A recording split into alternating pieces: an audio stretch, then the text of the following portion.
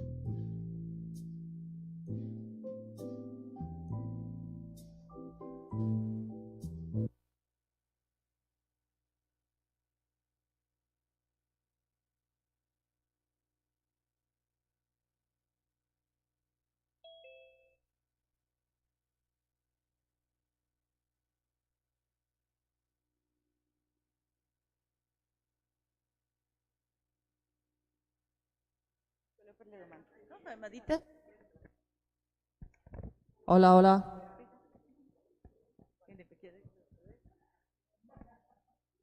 Good morning, everybody. So we are about to start.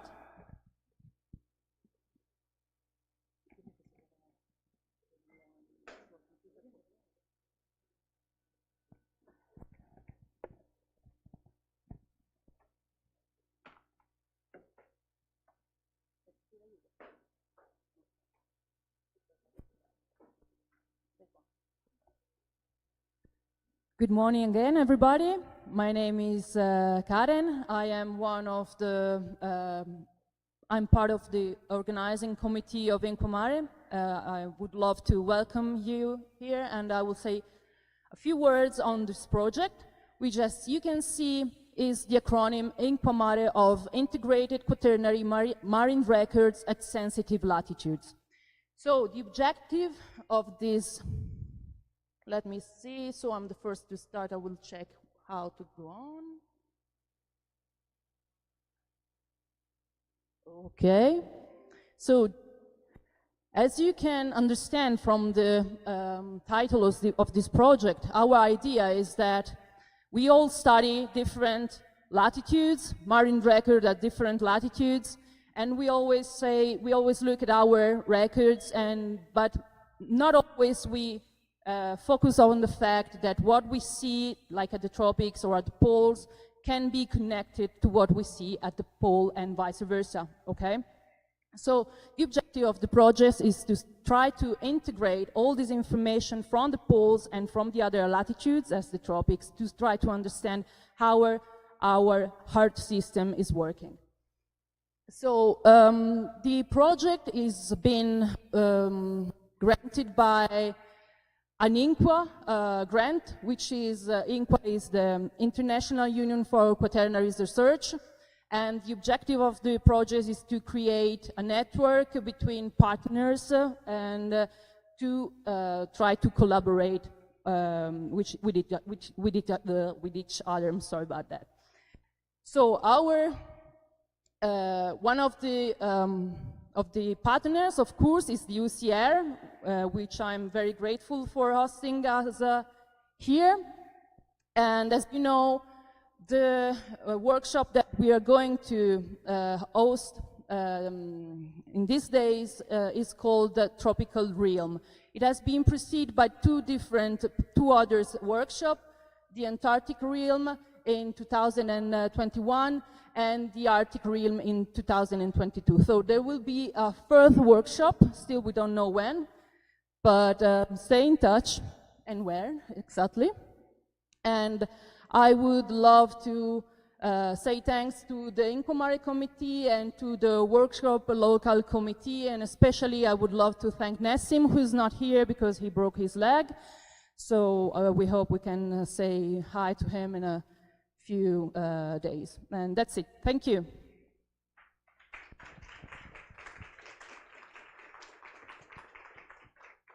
Good morning, everyone.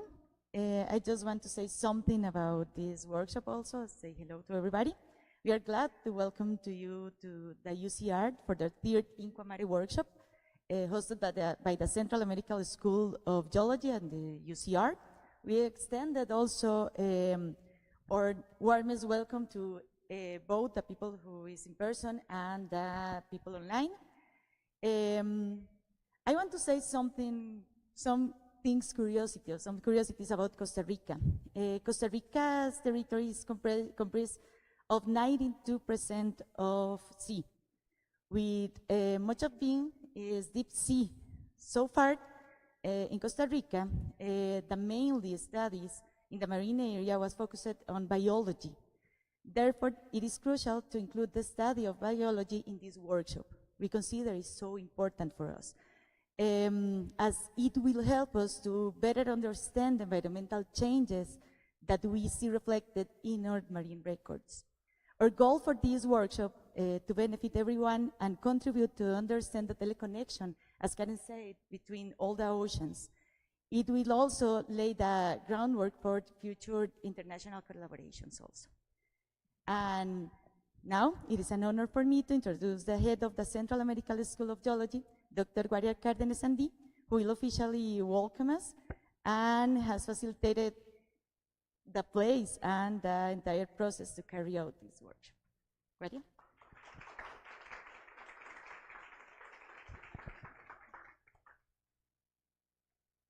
Hi, good morning. I'm going to read what I'm going to say because I talk a lot, so I prefer to stick to the notes, okay?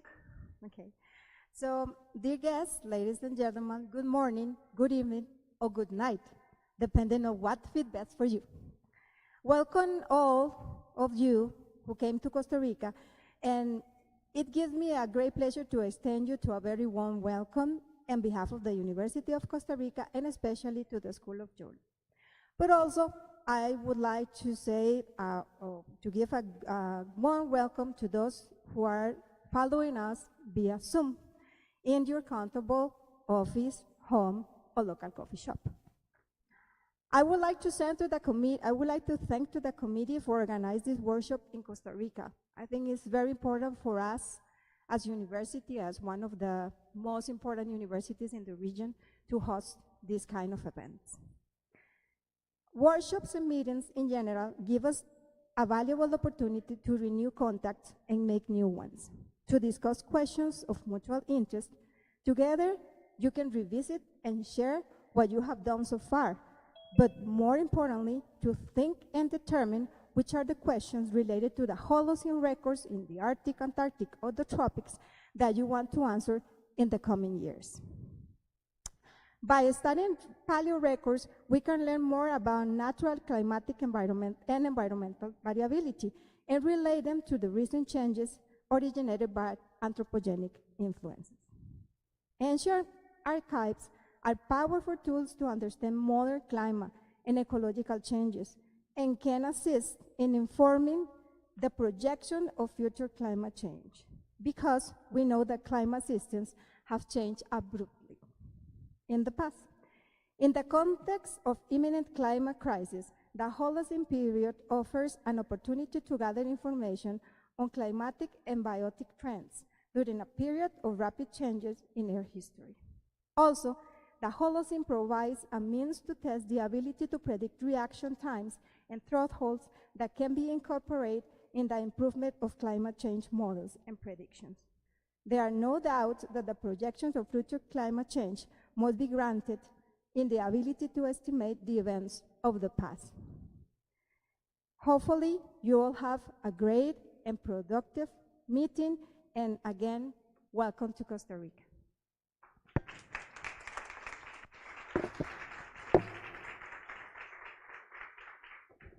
Thank you very much. Now, please welcome the Italian ambassador in Costa Rica, Alberto Colella.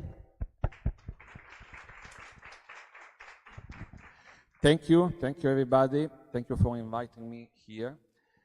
My presence, in a way, is a little bit unusual in a scientific context, scientific seminar like this. Also a seminar on very specific topics. So it's quite unusual to see an ambassador, a diplomat in this kind of meetings. So the first question is why I'm here, and I'll tell you why. There are a number of reasons. First of all, I'm here because the Italian government looks very carefully, very closely at scientific diplomacy. For me, I understand this is a seminar organized jointly by Italian and Costa Rican institutions. So in a way, Italy is very much involved in this kind of event. This is an Italo-Costa Rican activity. This is the main reason why I'm here. Scientific diplomacy. This is a new field of activity. My government, my embassy is working very actively in this field, basically at strengthening cooperation between Italian and Costa Rican institutions in the field of science and technology. Strengthening this kind of cooperation, of which this seminar is probably an important part. We are working a lot with the University of Costa Rica. I am, just to tell you a few data. Last year, 2023, we signed at least 10 bilateral agreements between University of Costa Rica and Italian scientific institutions or universities. So we are really important partners. We are working very actively in several fields, hard science, but also humanities. So this is a field activity which is really very important for us, and it will be probably more important even in the future. Another reason why I'm here is that there are a good number of Italian scientists and researchers working in Costa Rica. This is something I discovered along the way. We tried to conduct a census on Italian scientists and researchers working here. Some of them, they arrived directly from Italy. Some of them, they are Italian of descendants, so their family arrived in Costa Rica several decades or several years ago. And they are quite an important and competent presence here in Costa Rica. This year, in April, for the first time, well, this is another story. I don't know if everybody knows that the 15th of April in Italy is the International Day for Science and Research in the world. So every year on the 15th of April we organize a number of events all around the world celebrating Italian science and Italian knowledge. And this year, for the first time, we are organizing an event in Costa Rica in cooperation with the University of Costa Rica on Italian science. It's also very important the historical presence of Italian scientists and researchers in Costa Rica. When I arrived, I noticed that this room is entitled to Professor Cesar Dondoli Bardazzi. Dondoli Bardazzi, I didn't know, I just learned today, it was one of the founders, probably the main founder of the School on Geology in Costa Rica. And he was an Italian, born in Italy, and he worked for many years up and down from Italy to Costa Rica and back. And he celebrated, and the name of this meeting room is Auditorio Cesar Dondoli Bardazzi. So I'm very proud of the Italian, historical presence.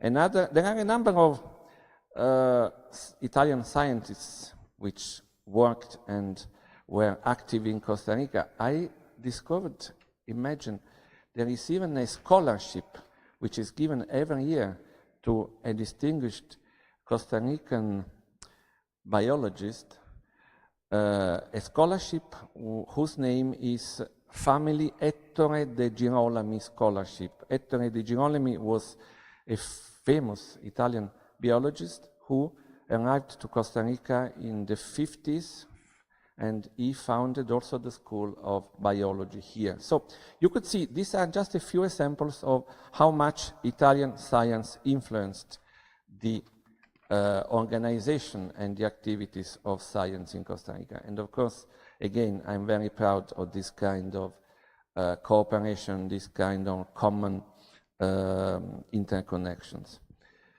Finally, the last reason why I'm here is that because I'm a good friend of Renata Lucchi, Professor Lucchi, where is she over there?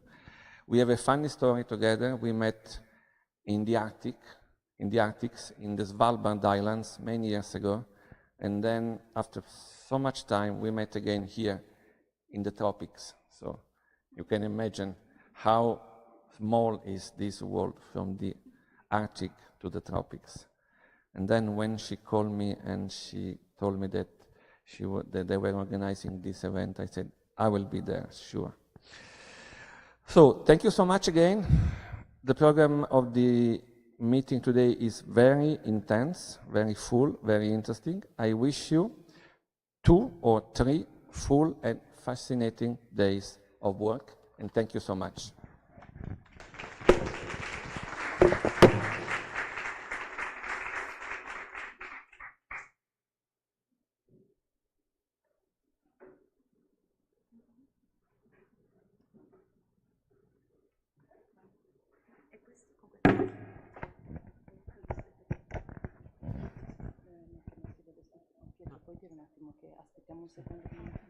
Sorry everyone, we are waiting a little moment to everybody because there is a problem with Zoom, so we are waiting for the problem to be solved.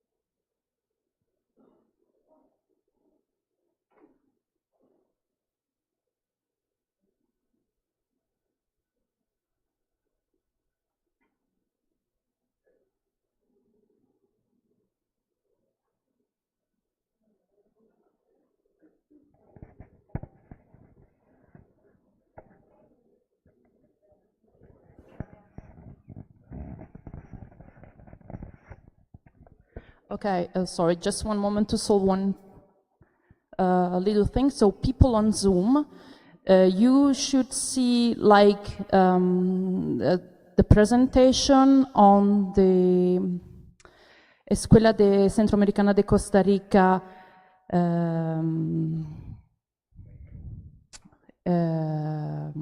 account. It's there on your members participating to Zoom. So you should like click on the 3 points above your above the screen of the Escuela Centroamericana de Costa Rica and click on PIN. Can you tell me if you can see it now? You can write on the, cannot see the slide. Okay, perfect. Please, if you have any other problem, just write on the chat and I will check. Thank you.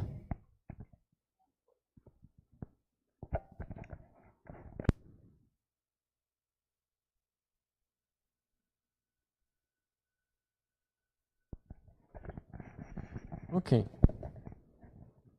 Everything set? Perfect. So, hello everybody, I'm Pietro Bazzicalupo. I'm going to be the first chair for this session. And it's my great pleasure to welcome the first keynote presenter, Professor Jorge Cortes Núñez of the University of Costa Rica. Professor Núñez is a professor emeritus here at the Center of the Research in Marine Science and Immunology and the Faculty of Biology at the University of Costa Rica.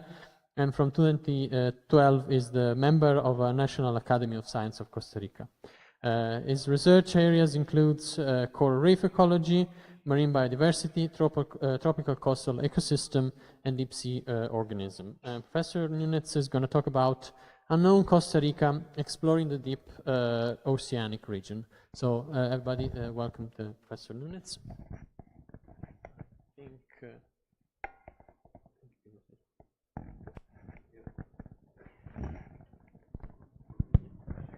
Thank you very much. Thank you for the organizers for inviting me and the privilege of being the first one, and to all of you here and people connected by Zoom. It's a great honor for me to speak here.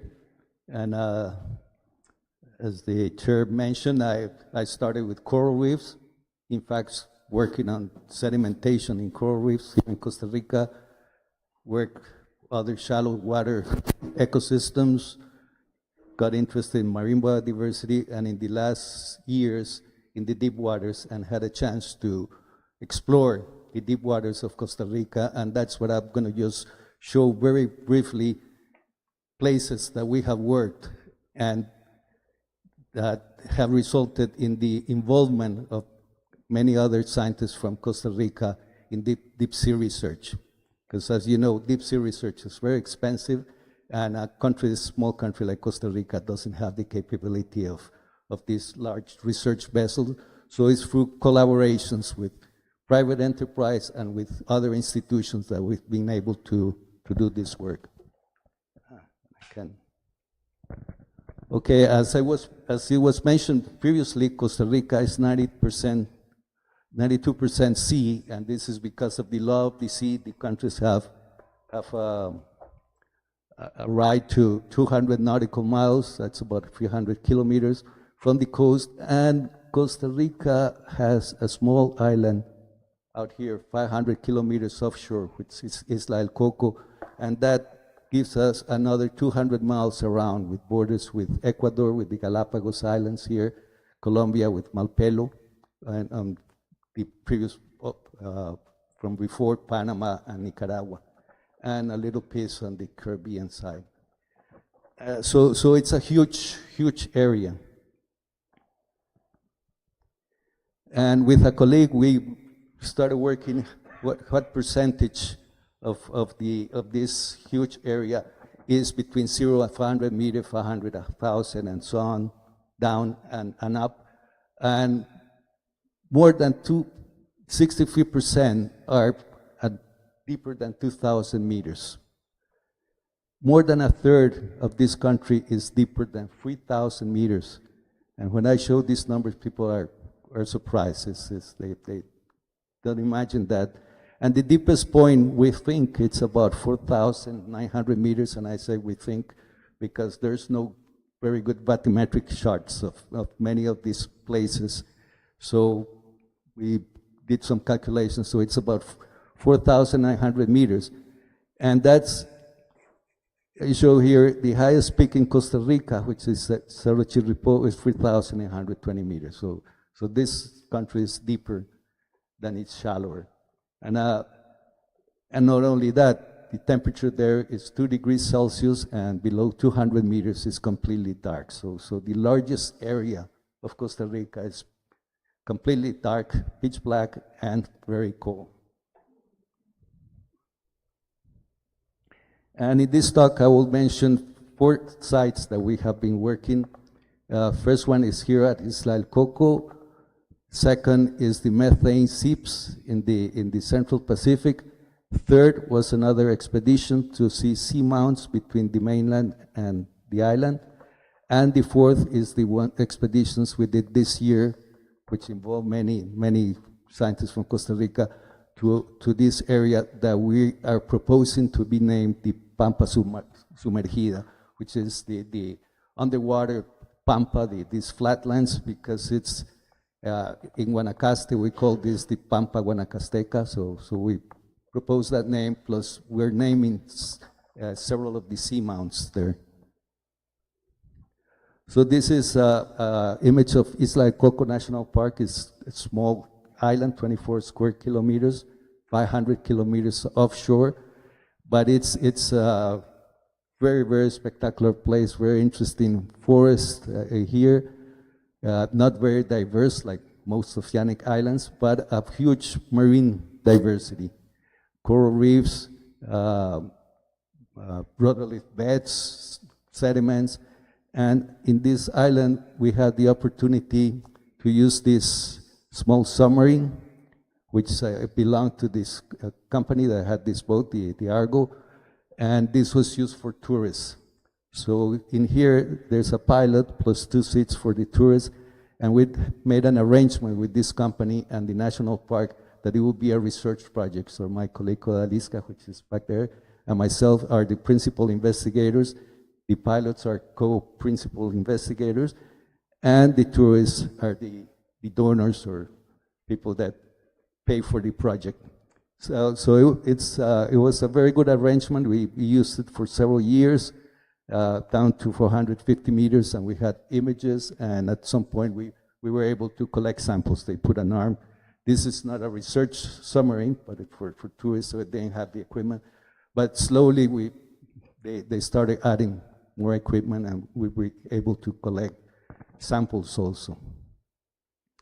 And so with the images, with the catalog, so we did a catalog of the sharks, the water sharks, the thick water fish, the gelatinous zooplankton, and working on some other catalogs, plus the samples that were collected and are at the Zoology Museum in the School of Biology here at the University of Costa Rica. And one of the main discovery was this species of octocoral that Aliska worked. And we had the image, and she contacted a colleague in Holland, and when he saw it, it's a new species. Finally, we were able to collect it at 300 meters, and it was not only a new species, it was a new genus, and when they worked a little bit more, it was a new family.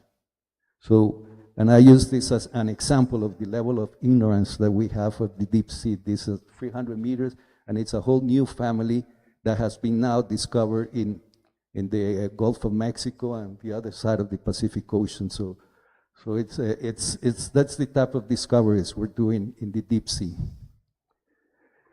Now we move from the island to the Central Pacific of Costa Rica, and the interesting thing here is that there are methane seeps. This is the cocoa plate here that moves in that direction and subducts in the Mesoamerican Trench under the Caribbean plate. And when these seamounts hit the continental rise, it breaks into making scars, and in those scars, methane starts coming out. And around these methane seeps, there's a whole community. And first time I was there was with the Atlantis from the Woods Hole Oceanographic Institution in the USA that has the submarine Alvin. And we were there in 2017 and 2018, and the deepest we worked was 3,000 meters. Most of these methane seeps are between 400 and 2,000 meters. And these are the communities that we find there. So where the methane is coming out, there's a consortium of bacteria and archaea that transform that methane, which is toxic, into food. And you have these tube worms, similar to the hydrothermal vents, bivalves, and these two groups have the bacteria inside in a symbiosis. But there are also other organisms that feed on the bacteria that grows on the rocks and on the organisms.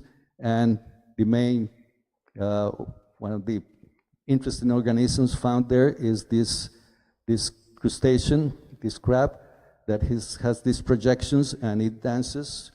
It's close to the methane seeps, and so it grows bacteria on its chele and has modified mouthpieces and feeds on that bacteria. And the genus was described from Japan, which is Kiwa, and the people that described this species knew about Costa Rica Pura Vida, so it was named the Kiwa Pura Vida. So it's a national crab, and we were working to make it this national symbol. So that's it. That's in this area, and where you see all these scars, there's methane coming out. So it's a very interesting place, and that kiwa has been found in only one site at 1,000 meters. So also that tells us how restricted these organisms are. And in these expeditions, initially my colleague Aliska and myself, we went as observers, and then I started negotiating with the chief scientists so that we had Costa Rican projects. And so in the second year with the Atlantis, we were still observers, but we had our own projects, and one of those projects was sediment samples with push cores from all the areas that we visited, and that's been worked by Maria Isabel and Viviana and students around here. Then we'll hear some of those talks during this time. And then in 2019, I was part of the proposal to use the Falkor from the Schmidt Ocean Institute to visit the seamounts between the mainland and the island. And this is the vessel, the RV Falkor, that belongs to the Schmidt Ocean Institute, which is a private organization. And what it has is a remotely operated vehicle, the Sebastian, which is this vehicle that has the capability to go down to 4,500 meters. And we worked all the way down to 3,700, and it's great. The vehicle is connected to the vessel, so there's no limitation on energy. It can be there for days underwater. And with that one, we collected also many samples that are being processed by many people here at the university and in other places around the world. And this is an image of the seamounts. This is the cocoa plate that is moving in that direction, subducting, as I mentioned, the Mesoamerican Trench. And this is the talus, the continental slope. And you can see the scars of all the volcanoes that just subducted there. And that's what causes the earthquakes and volcanic activity here. But then when that happens, the methane starts coming out. And in these seamounts, we found an impressive diversity. And we're still working many of these are new species or new reports for the region. That means that it's been described, but it wasn't known for this region. But also we looked at the abyssal plains, which are the largest areas of this planet. It's this flat, muddy areas, very deep regions, and these are some of the large animals that we saw. That's a fish, and that's a jellyfish, a sea anemone, that are usually what we see in shallow waters. They're swimming, feeding from the water column, but in the deep sea, the organic matter is in the bottom. That's where it accumulates. So the jellyfish walks over the bottom, feeding on those sediments. And we collected many samples of the sediments and looked at the biology and the geological aspects of those sediments. And that's given us a whole new look, a whole new information of what's going on there. And these places, they look like very monotonous, and turns out to be very diverse, with worms and all sorts of different organisms that lives in those sediments. And the fourth place we visit was this Pampa Sumergida. That's about 200 kilometers offshore at a depth of 3 kilometers, 3,000 meters. And these are small seamounts, just several hundred meters. But what's interesting here is that in some of them, water is going underneath the sediments, warms up a little bit, and comes out in another seamount. And it comes out, this is water that's at 2 degrees Celsius, and when it comes out, it's between 10 and 12 degrees Celsius. And that makes a big difference at that depth of 3,000 meters. And for that one, we use the new Falcor, which is called Falcor 2. It's also the Schmidt Ocean Institute. They changed their vessel, which was great, and that was during the pandemic. Everything stopped. The project was going to start in 2020 and have to be moved until now. But the good thing is that they got a larger vessel. So in the smallest lab, and this vessel is the same size as the lab in the other vessel. So in the other vessel, we have to share. The different groups will have like 1.5 meters to 2 meters in the lab. Okay, this is your section now. This is the other section. So it was very crowded. This one is beautiful. It's a huge main lab plus other labs, a specialized lab, and they have the Sebastian again, but with some new modifications, and we did a lot of work. This is a 110-meter vessel. They now have a project to go around the world in 10 years. So they were, 2023 was here in the Eastern Pacific, tropical Eastern Pacific.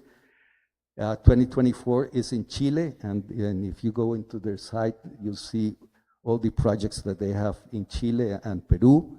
2025, we will move to the South Atlantic, to Argentina, Uruguay, and Brazil, and it will move some around the world, and it will be back here in 10 years. So we'll have to be patient to use this vessel again. What was interesting in this expedition is that where this warm water is coming out, there are octopus incubating their eggs. And octopus are solitary animals. They're incubating, they're by themselves. They never congregate. So this was discovered here in Costa Rica about 10 years ago. They saw that during geophysical expeditions, and they didn't have the permits or the equipment or the personnel to study the octopus, so they just noticed that. And it took 10 years to go back, and we found them, and we found that the eggs are viable, and we saw the little octopus coming out. So it was really, really nice to see that. Afterwards, they discovered a similar event in Monterey Bay in California, and then another site here in Costa Rica, one in Canada, and another one in Monterey. So there are only 5 places that we know of where this incubation happens. But then also we looked at the rocks and the sediments around, and the diversity is very impressive. It's just the amount of organisms we found there, all the different groups, like these are zoanthids related to the anemones, sea cucumbers, stars, and again, took a lot of samples of sediments with a lot of organisms and interesting aspects. And as I mentioned, there will be some talks about that. But then also the water column, which is nice with an ROV that you could stop midway. Submarines, usually they just go to the bottom, do the work, and then come up. With the ROV, you could stop, and we saw, like, this is siphonophore, is a colonial animal that we figure could be like 30 meters long. Starts here and just goes around. So it's thousands and thousands of little polyps, all connected. Squid, and this is an octopus that lives in the water column, never touches the bottom. So those are just 3 examples of many of these organisms that we saw in the water column. So it's not only the bottom, but also what's in the water column. And so those are just 4 examples that I mentioned, and there's still many, many, many more to look at. And one is this mountain range, the underwater volcanic Cordillera of Coco that comes from the Galapagos hotspot and moves in that direction, subducts in the southern part of Costa Rica, which is also an extremely interesting place. And one of the projects I've been trying to promote and do is look at the sediments on this and the organisms on this side of the mountain and this side of the mountain, and see if these mountains, as Dan Jansen said, in the tropics, the mountains are higher because the organisms have very narrow ranges. So it's not like in higher latitudes in which organisms can tolerate temperatures from freezing to very high temperatures, so their distribution ranges are very large. In the tropics, the distribution ranges are very small. And probably in here, we'll see that. So we probably see maybe similarities or difference between both sides. And the other thing I think it would be very interesting to look at the sediments in here, because this is a very enclosed area. There's the Kearney Ridge closing on the south, and this range, plus pieces of older ranges that just broke off, like the Malpelo and Coiba. So some of these sediments have been isolated for millions of years from the rest of the Pacific. So I would expect to find very, very interesting organisms there. And there's a lot more. Those seamounts that I've just mentioned, we visited 6 of still seamounts out here, but there's still many, many more out there. So there's still a lot to do. Thank you.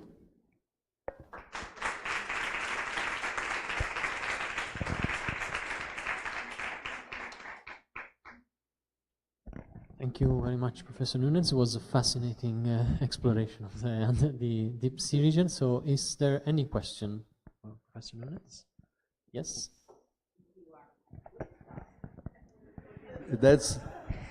That's another of the vehicles. This belongs also to Woodsell. That's an autonomous underwater vehicle. So these ones are programmed.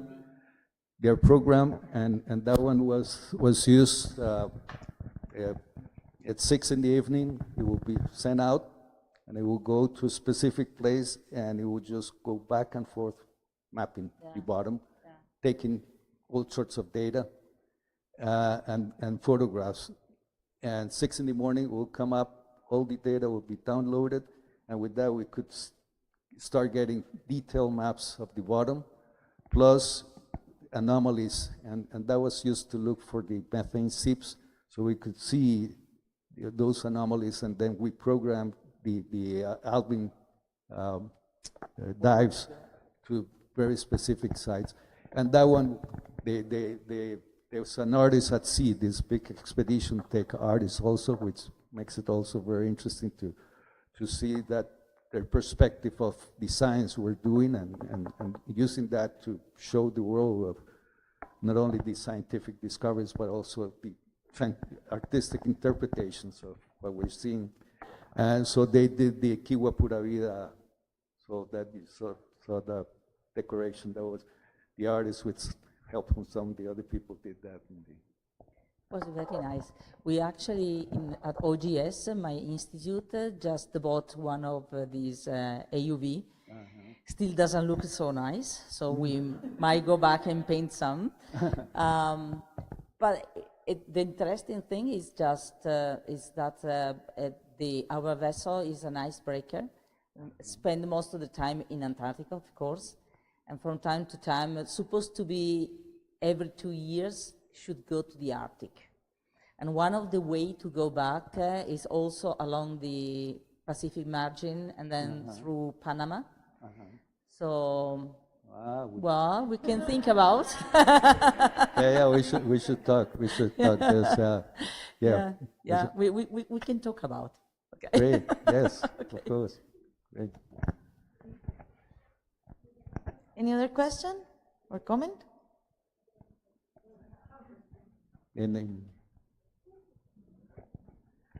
Thanks very much for the presentation and very exciting information of the habitats you found and very rich.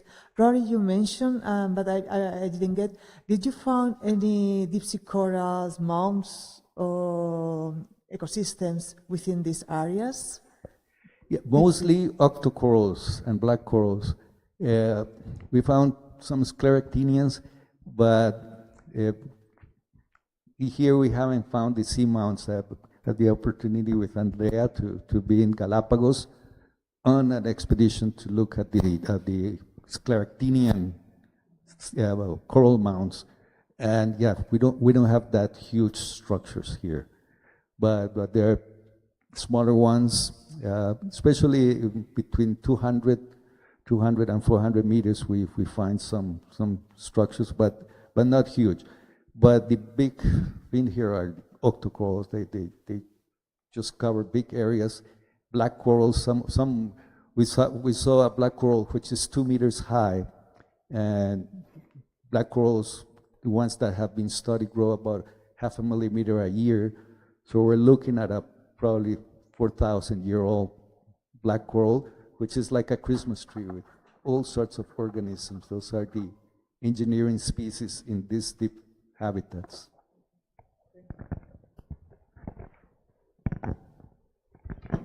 No questions in the Zoom? Is there any question?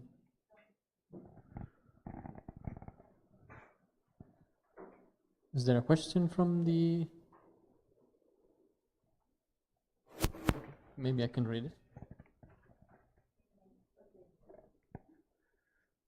No. I think it's Okay, perfect. Okay. Well, thank you very much, and welcome.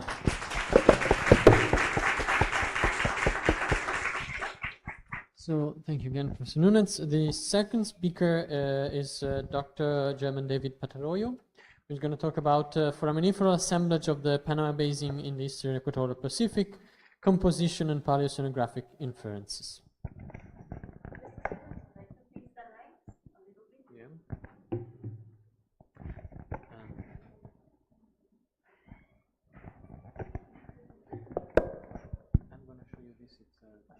Okay, thank you. Good morning, and thank you for the invitation. I will talk about, I will continue talking about the Pacific Deep Ocean, in this case, a part of the Columbia Pacific. Mostly, I will talk about the foraminiferal assemblages, the state of art that we already know about these organisms in the area. And at the end, I will talk a little bit about the significance that these organisms can have with paleoceanographic studies in the Pacific equatorial Pacific. Sorry. Okay. So first of all, I will talk a little bit about an introduction, talking about the Panama Basin. After that, I will talk about the foraminifera, and at the end, some paleoceanographic inferences. So the first thing I would like to present is the importance that foraminiferal assemblages, or in general, vented foraminifera have in paleoceanographic studies, mostly because we probably all know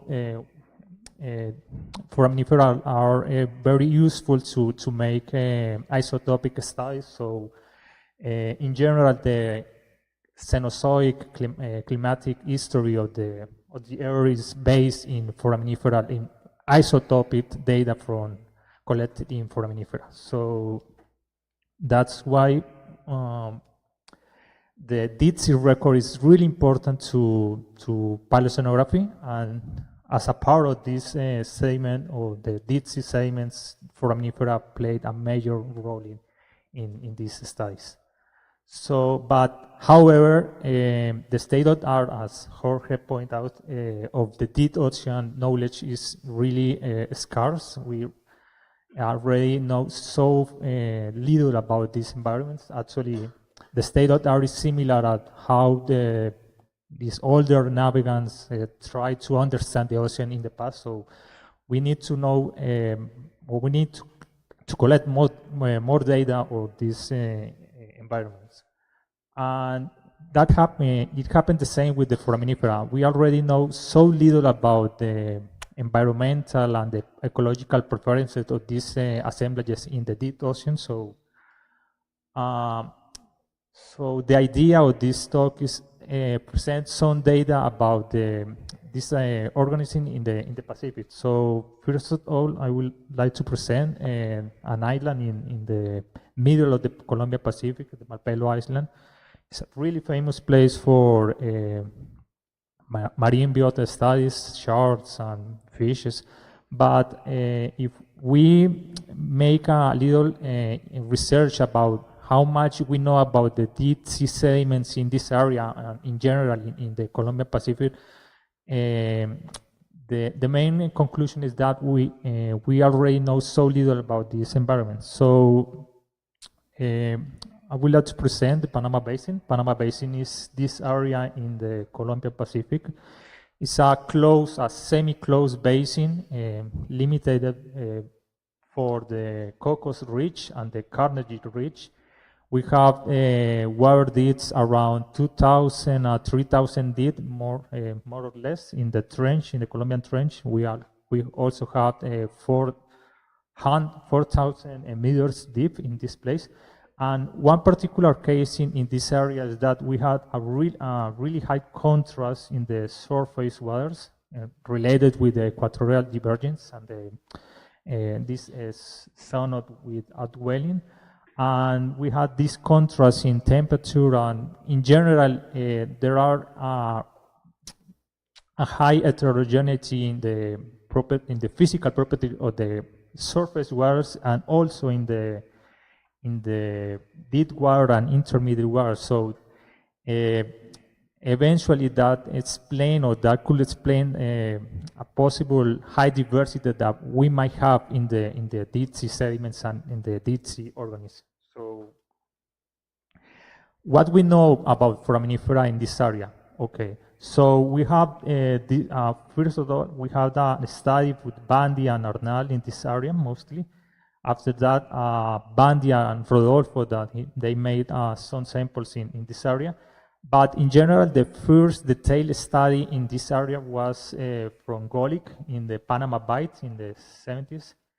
And after that, we have worked with Betancourt and Martinez that they tried to collect some deep sea samples all around the basin. And we have another studies, but concentrate in specific areas like Ballesteros in this area of Tumaco, Kaminsky in this part of Coiba, Gualancañay in this Galapagos. But in general, most of these studies are based in dead assemblages. Only the study of Golik and the study of Kaminsky work with living material. And this was also the case in the study that we conducted with Martinez in 2021, where we collect additional samples in this area. But as you can see, we had a really huge area with so many, so little data so far. In general, compiling all this material, the previous studies and our study, we have around 76 samples in this area because we have studied from several, time interval. We had to summarize and to make a taxonomy revision of the data. But in general, we have around 100 genera, 2,000 species in this area. And we had samples, or we had material mostly from the lower to middle bathyal. So we have a really huge, water depth interval. And most of the material in our study was based or was located in this area between Colombia and Ecuador that is called the Esmeralda Submarine Canyon. In general, the foraminiferal assemblages are really diversified in agglutinated, porcelaneous, calcareous taxa, are really well preserved in most of the cases. And in general, as we expected, most of the assemblages are typical deep sea assemblages. That means that they are dominated by hyaline 4 and hyaline and agglutinate 4. It depends on the location of the sample. And as we also expected, most the diversity was higher in the continental margin. That is something that we were expected. But in general, the diversity was more or less similar in most of the material. And another aspect is that most of the assemblages are dominated by infaunal morphogroup. That is something that we also expect in this area. These infaunal morphogroups are dominated mostly by elongated forms, and in the case of epifaunal forms are dominated by these kind of forms, and these are classic benthic foraminifera in paleoceanography, that is Civicioides wellestorfi. In general, the distribution, the infaunal and the epifaunal are reflects of the this availability of organic matter. That is something that we also expect.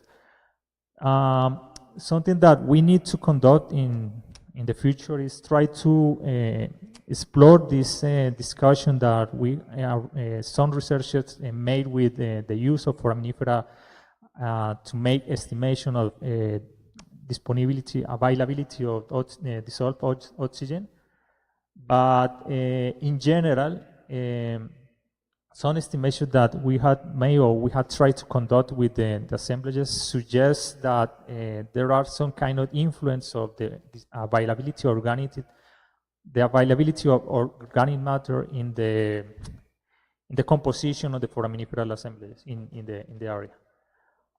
These data in particular were based in data published by the World Ocean Atlas, so that is something that we need to explore in the future. We need to collect not only living assemblages foraminifera, but we need to collect also in situ physicochemical properties in order to explore how are the relationship between the foraminiferal assemblages and these physicochemical parameters.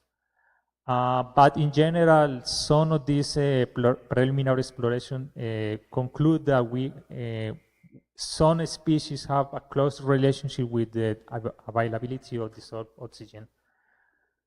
Okay, so in the case of Holocene and Pleistocene material, okay, I will talk really short about this core. This core is located in this part, and this part is the location is really interesting because we had the possibility to explore the migration of this Pacific cold zone, and according to previous studies, there are some studies that talk about the migration in the last glacial maximum of this zone. So we try to explore how the foraminiferal assemblages responds to in this area. So using the data of this core, we already conclude that we have aberration in the paleoproductivity in this area. That is something that previous research had explored in this area, that in general in the last glacial maximum we had more productivity and more something that some researchers call more like La Nina-like conditions, or mostly La Nina-like condition in this area, in contrast with the interglacial that we had until the present. So I say this, there are several studies that talk about that, mostly concluding that we also had lower oxygen conditions in the deep sea ocean in the glacial interval. So yeah, it's something that we need to continue exploring with this kind of deep sea records in the area. And something, a word that is really interesting in the couple of years before is this word of Diaz and collaborators. They made a compilation of all the foraminiferal data that we have in the Pacific, not only in the tropics, but only in the boreal and austral latitudes. And something interesting is that we had now the possibility to explore which foraminiferal species can be used to make paleoceanographic inferences. So this is a word that is that is really recent right now, and we had the possibility to explore this data. So I would like to thank to the institutions that made possible this research in some years ago, Lamont, ATN, Hivasur, for providing the material, and this one for funding research. And also I would like to dedicate this presentation to Jose Ignacio Martinez that informed, unluckily he passed away a couple of years ago, so yeah, I would like to dedicate this presentation to him, and I would like also to thank the Inqua committee for inviting me, and I don't know if you have any question about this presentation. Thank you.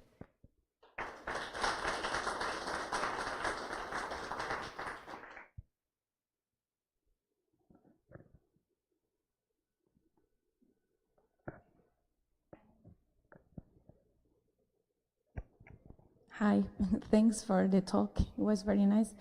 Just one question about the dating. Which method do you use for the dating? In the case of the core, yeah, one thing that, I don't know,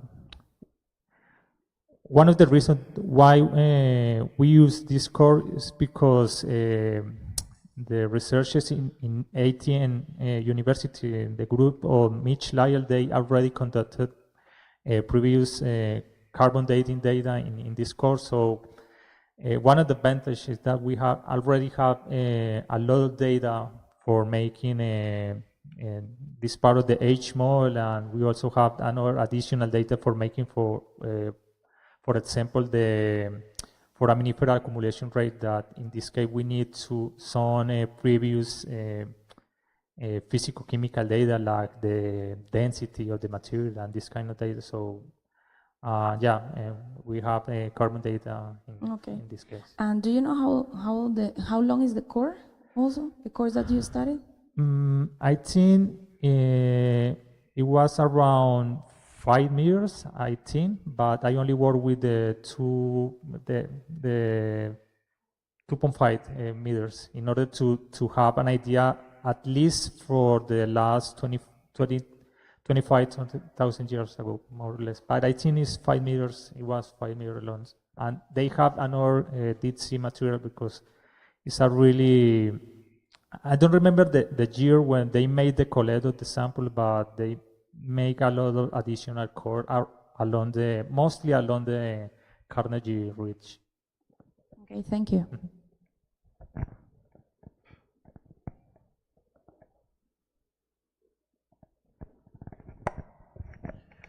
Thank you. I have a question, actually, more of a curiosity about the core again.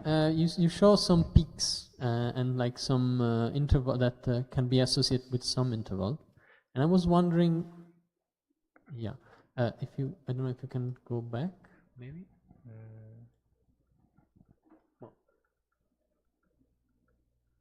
Yeah.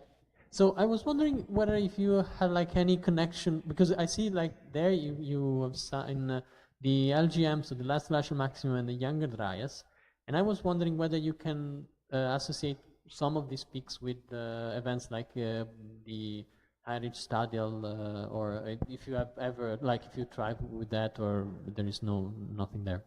Okay, in general, we have hit morphogroups, but in general, some of the morphogroups, for instance, in this case, are related for a specific taxa, in this case, Civicioides wallesdorfi, and some studies related a higher occurrence of this study, for instance, with stronger deep sea currents. So this kind of process we try to explore in this study, but in general there are some species that are more related with glacial condition, and there are another species that are related with interglacial studies.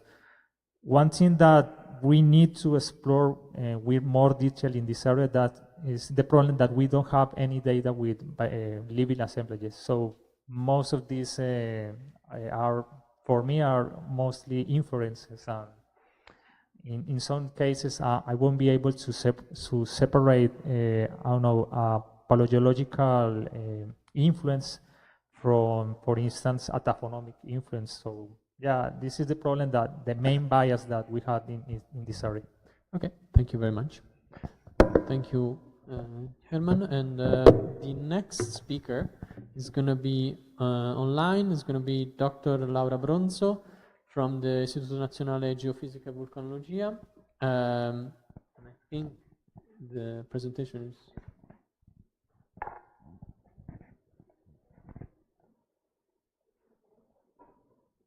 I cannot hear you. Okay. So,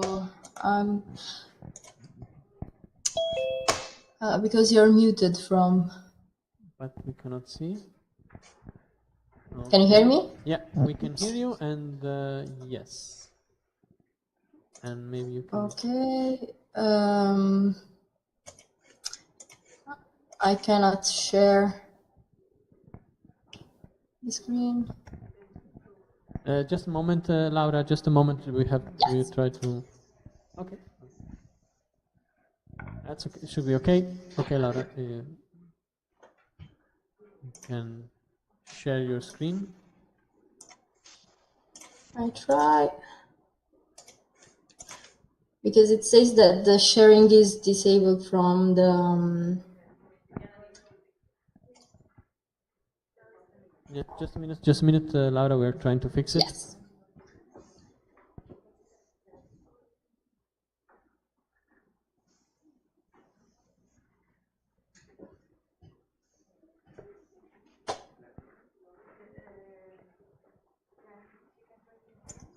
Can you try again, Laura? Now I can.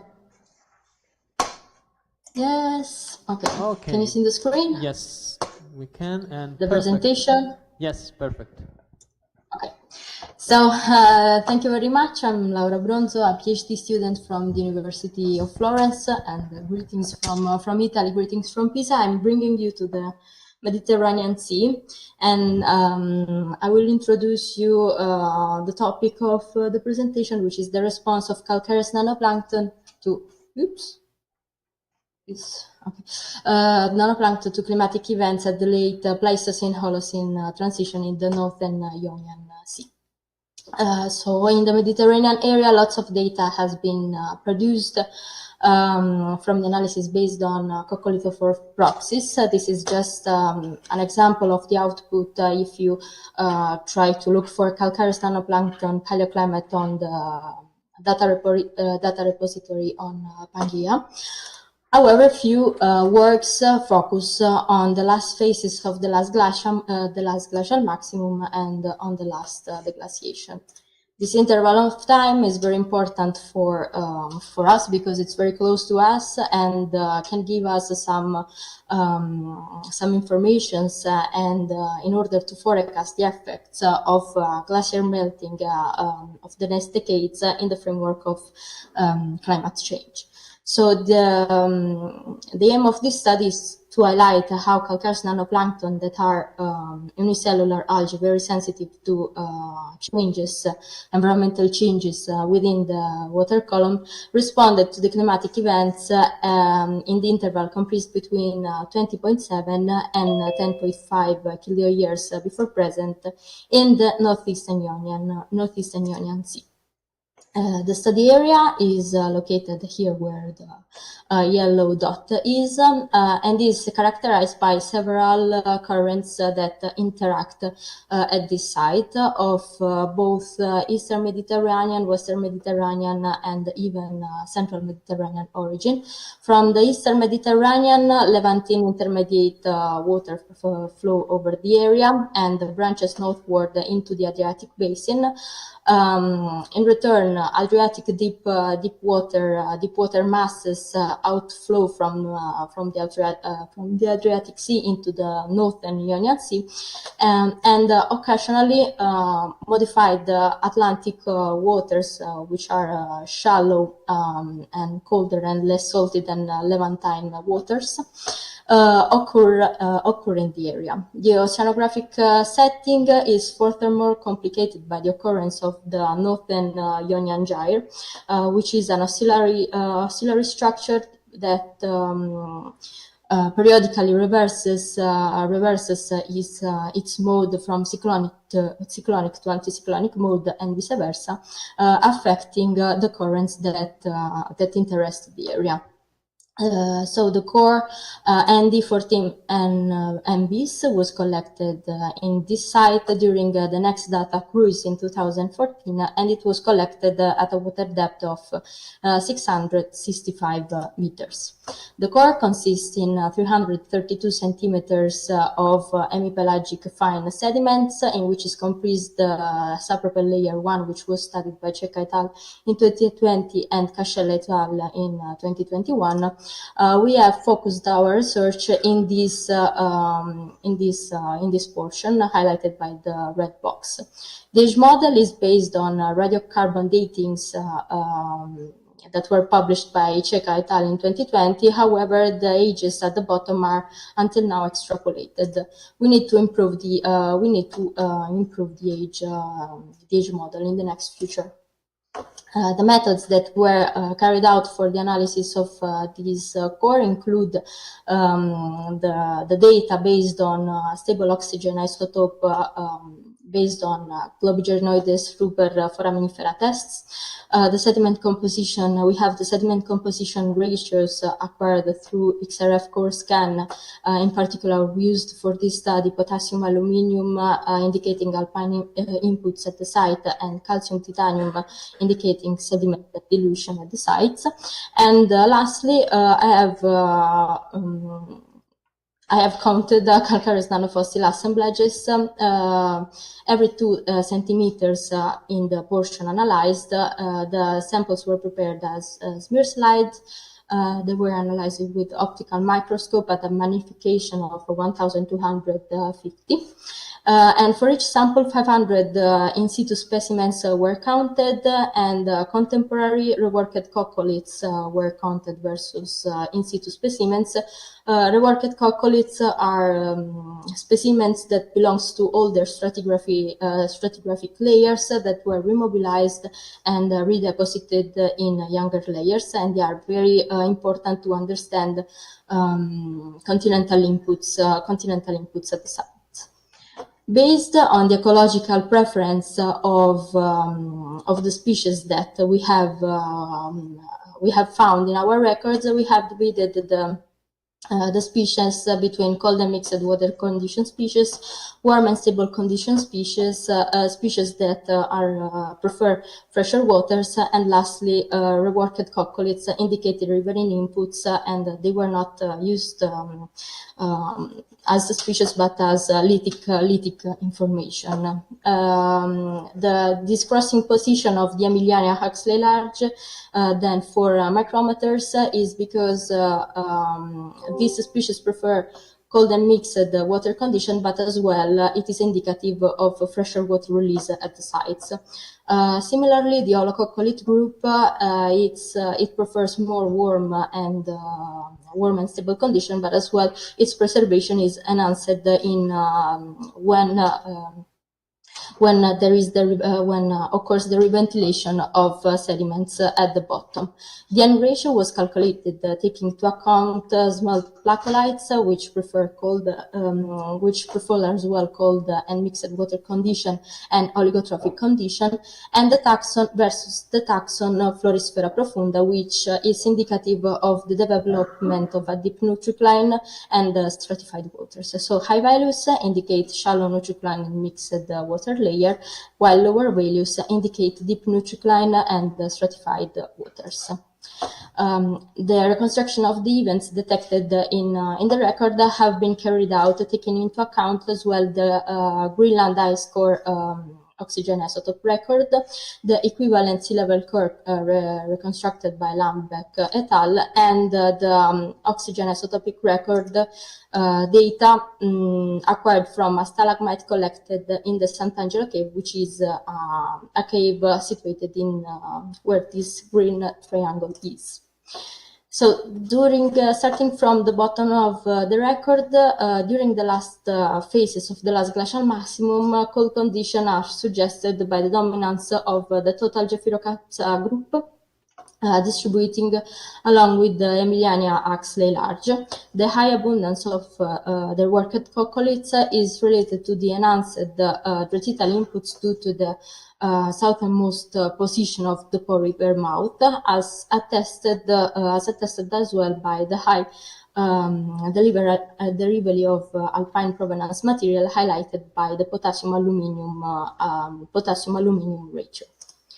Thanks to the high resolution of the record, we had the possibility to subdivide the Irish Stadial 1 event into three sub-events. At the onset of the Irish Stadial 1A, the sharp increase of Emiliania Huxley large and of Helicosphaera carteri attest the delivery of fresh water, which favored also in return the high abundance of holococcoliths because of enhanced preservation. The incursion of fresher and continental water is suggested as well by the work at coccolith peaks during this event. At the transition, milder conditions are attested by the sudden increase of the taxon Florisfera profunda and by the reduction in abundance of the holococcoliths group. At the average Stadial 1B sub-event, another small peak of holococcoliths is detected, attesting again the release of fresher waters. This release prompted density stratification, as highlighted by the high abundance of Florisfera profunda and the high indication of stratification in the N ratio. During the Bolling-Galerod interval, the persistence of cold species and heavy values of the oxygen isotope attest the persistence of cold conditions at the site. This situation was highlighted as well by Sicre et al. In 2013, the Southern Adriatic, and by Zouari et al. In the Siculo-Tunisian Strait in 2021. However, a slight amelioration in the climatic context is highlighted by the slight increment in abundance of the holococcolids group and the warm water group. This group, at the onset of the Younger Dryas interval, reduced their abundance. Unfortunately, we cannot rely on the cold water species because in the proximity of the onset of holocenic conditions, they virtually disappears. However, cold conditions during the Younger Dryas are confirmed by the heavy values of the oxygen stable isotopes. Besides the climatic events detected within the record, two meltwater pulses related events have been observed. During the meltwater pulse event 1A, this event is well constrained by the peak in abundance of the Emiliani Huxley large, as detected in the Southern Adriatic by Bazzicalupo et al. In 2022, but is as well constrained by the peak in the potassium aluminium XRF ratio, and the reworked coccolids abundance after a small peak suddenly decreases in concomitance of the increment of the sea level of the global sea level curve. Further, considering the event meltwater pulse 1B, unfortunately, again, we cannot rely on cold water taxa. However, the drop again in oxygen isotopic curve, highlighting higher values of the oxygen isotope, highlight again an event of a cold event, and there is another small increment in alpine input material at the site, and concomitantly there is another reduction of the reworked coccolids abundance. The development of meltwater pulses related events in the central and eastern Mediterranean is a consequence, as suggested by Vazzari et al. In 2022, of the Black Sea outflow of melting waters from a Fennoscandian origin. The fact that meltwater pulse 1A is somehow delayed has been explained by the authors to be an effect of more local condition being associated probably to Alps melting, as they suggested as well for the Sicily Strait and the Adriatic Sea. On the other hand, the event 1B is well constrained with the Black Sea outflow. So to conclude, at the site, the coccolithophore assemblages have been proven to be particularly sensitive to climatic events occurring in the interval between 20.7 and 10.5 kiloyears before present. Thanks to the high resolution of the record, it was possible to subdivide the Heinrich Stadial 1 into 3 sub-events, and it was possible to detect the meltwater pulses related event 1A and 1B, highlighting for the first time in the central Mediterranean using micropaleontological data the event 1B. Lastly, the Bolling-Galerod climatic interval has been registered colder at the study site with respect to what is globally observed, suggesting a different response of the Central Mediterranean Sea record, as all the author highlighted. So, thank you for your attention. Thank you. Thank you, Laura, very much. So is there any question?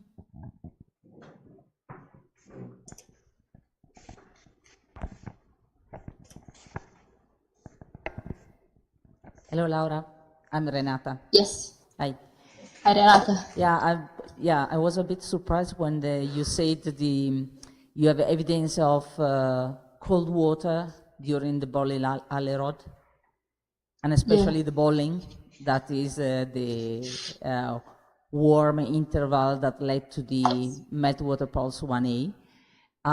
But I wonder whether, I mean, in the Arctic, working in the Arctic, that is the moment of the high melting of the ice sheet.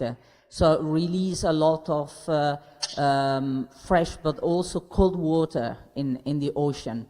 So I wonder if there is a similar situation in the Mediterranean, even thinking to the ice on the Alpine or all the reliefs that were probably at the end of the last glacial maximum, they were full of ice and snow, and therefore there was a melting and release of this cold water. Can you see also stratification of the water during that time? That might make sense because of the fresh air and cold water would stratify and stay at the top, at the level of the nanoplankton, basically. Yeah, there are some indication of stratification of the water column, but they aren't that strong. The fact is that the isotopic signal, the oxygen isotopic signal, is very heavy regarding the with respect of the interval that we are considered, and it's peculiar of the Ionian Sea, because if you see other records, for example, in the Western and in the Eastern Mediterranean, the situation is very peculiar. There are hints of stratification considering the associations, but there are other doubts. But I like the explanation of the suggestion for the melting waters after the Heinrich study that could have influenced the whole water column. Yeah, I don't know if I. Yeah, thank you. Thank you.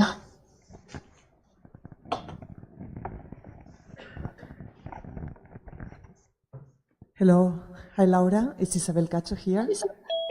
So I want to congratulate you for the presentation. Very nice presentation. I enjoyed it very much.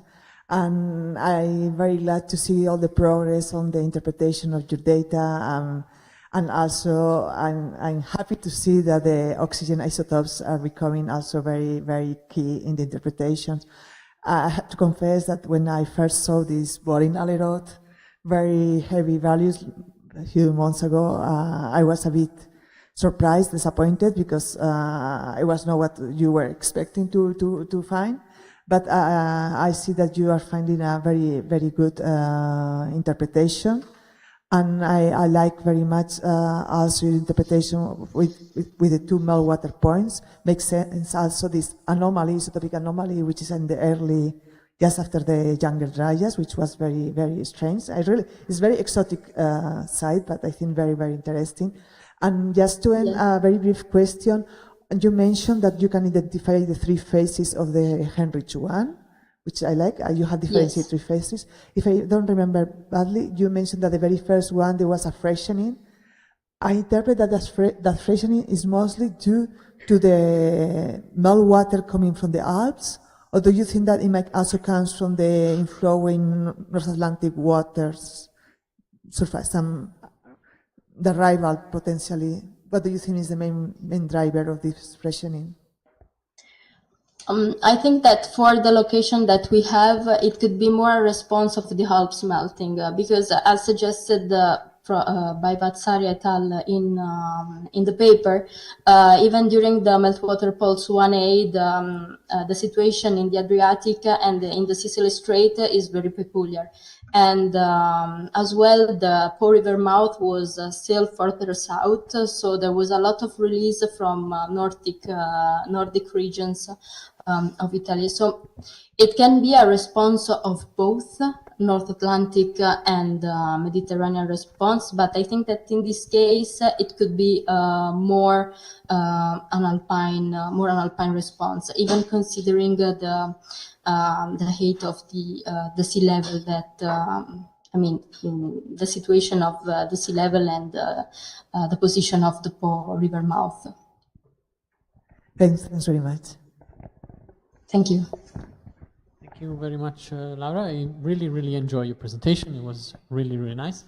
It was just a curiosity. Because maybe I missed it. What is the stratigraphic detail that you have on your core? The stratigraphic the stratigraphic details in terms of timing of years. Yeah, we have investigated every 2 centimeters. So until now, the resolution is 99 years every centimeter. But we have to improve the age model. So it is to now is an hypothesis, but yeah, we'll see in the next months. Okay, thank you very much. Thank you. Is there any other question? No? Okay, so perfect. We are very in time, and I think now there is a coffee break, which I don't know where it is. Outside? Just outside, and we can be back in 10 minutes. So 10 minutes, guys. And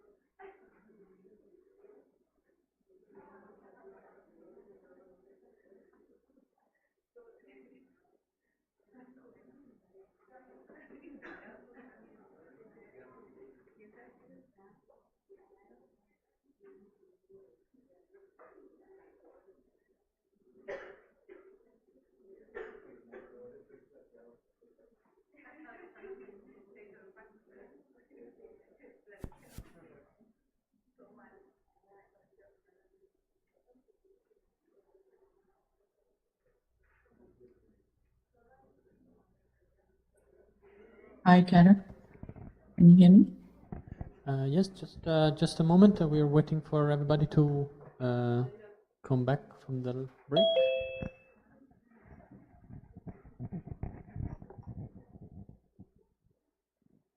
I think Karen. Okay, sorry. Hi everybody. Again, so the next speaker is a keynote speaker. Is Dr. Pallavianand of the Open University in UK. Dr. Nanand is a biogeochemist and a paleoclimatologist at the School of Environmental and Earth and Ecosystem Science at the Open University. Her research are in developing biogeochemical proxy to trace the modern environment and the application for their application for reconstructing past ocean and climatic changes. In addition to that, Dr. Anand is also lead also a multidisciplinary team to found research in diversity and inclusion within the geochemical academia in the United Kingdom, and to founding and continue the debate about the inclusion and diversity and underrepresentation of minority in the STEM subjects. So without further ado, thank you very much, Dr. Anand, and please with your presentation. Thank you. Can you hear me okay over there? Yes, we can. Good. So I'm going to share my screen. Okay. Perfect. Can you see the slides? Yeah. Is that all good? Yeah. Because I can't see what you see there. Go ahead. Right. Thank you. Thank you. I would like to thank the organizers for inviting me to give this talk. And although in my biography, I do a lot of work nowadays on diversity and inclusion, I couldn't fit that in because that's a separate talk on itself. So I will try to stick to science on this occasion. Okay. So basically, the title is very long. The bottom line is that I'm trying to use some of the geochemical proxies to reconstruct past climate, and I'm beginning to delve into talking to modelers. So you can say I'm very brave there. Okay, so with that, I will start. So yeah, as I mentioned, my main motivation is to better understand the past Earth system processes. And when I say this with the aim so that we can understand the future better. And in this kind of attempt, I started with developing geochemical proxies and then was not satisfied or thought, okay, let's try to apply that into reconstructing past hydroclimate, and then talking to modelers to satisfy my other curiosities where I couldn't see addressing using by reconstructing past climate alone. So you will see a bit of everything, and I must say that I apologize for not having very beautiful slides as previous presenters had. There may be one or two forum pictures here and there that might be the most beautiful one. Right, so I guess this is a very converted audience, so I don't have to go too much in detail, but as you all know, future prediction of temperature and precipitation change has been worked about a lot, and what you can see or anyone can see with changing temperature, there is a direct relationship with precipitation change that model simulations have suggested. And that is not out of the blue. That is mainly because of the thermodynamic effect. When you have warmer air, it has potential to hold more moisture. And therefore, the model simulations very much linearly project warmer conditions, more moisture. That's one aspect. Of course, we need to think about the global precipitation change. But what is equally interesting is to look at the pattern of change. So that is something that has been motivating me in context of looking at Indian summer monsoon. So what do we think about predicting Indian summer monsoon rainfall?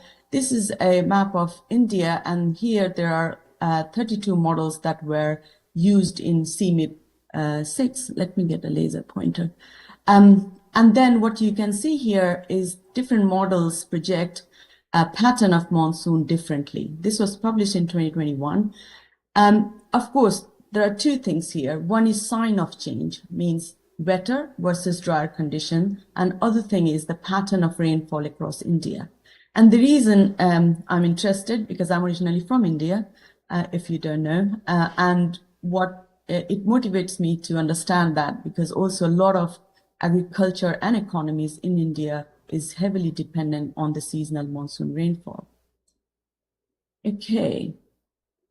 Recently, I was part of a team who published this global tipping point report in December, linked to the COP28, and where what this picture is very important for me, particularly because what it highlights is there is a very limited evidence connecting Indian summer monsoon with other system within the Earth, right? So, for example, the linkage between Atlantic Mediterranean overturning circulation is very weakly linked to the Indian summer monsoon, because there aren't enough studies which can help us link the two. Similarly, you can use any other system. The linkages are there's a lack of evidence for linkages, mainly because it is understudied kind of area or understudied tipping element in itself. There's a lot of focus on this because of the effect it will have on the societies and humanity in general. And that is because the dependence on the seasonal rainfall in agriculture is very heavy in this part of the world. Now, there's other aspect of this is if you think about different elements or different system within the Earth's kind of climate, they behave linearly to certain factors, external and internal climatic factors. But also there are some, for example, Indian summer monsoon, which has been shown to be somewhat non-linear response to different climatic tipping points.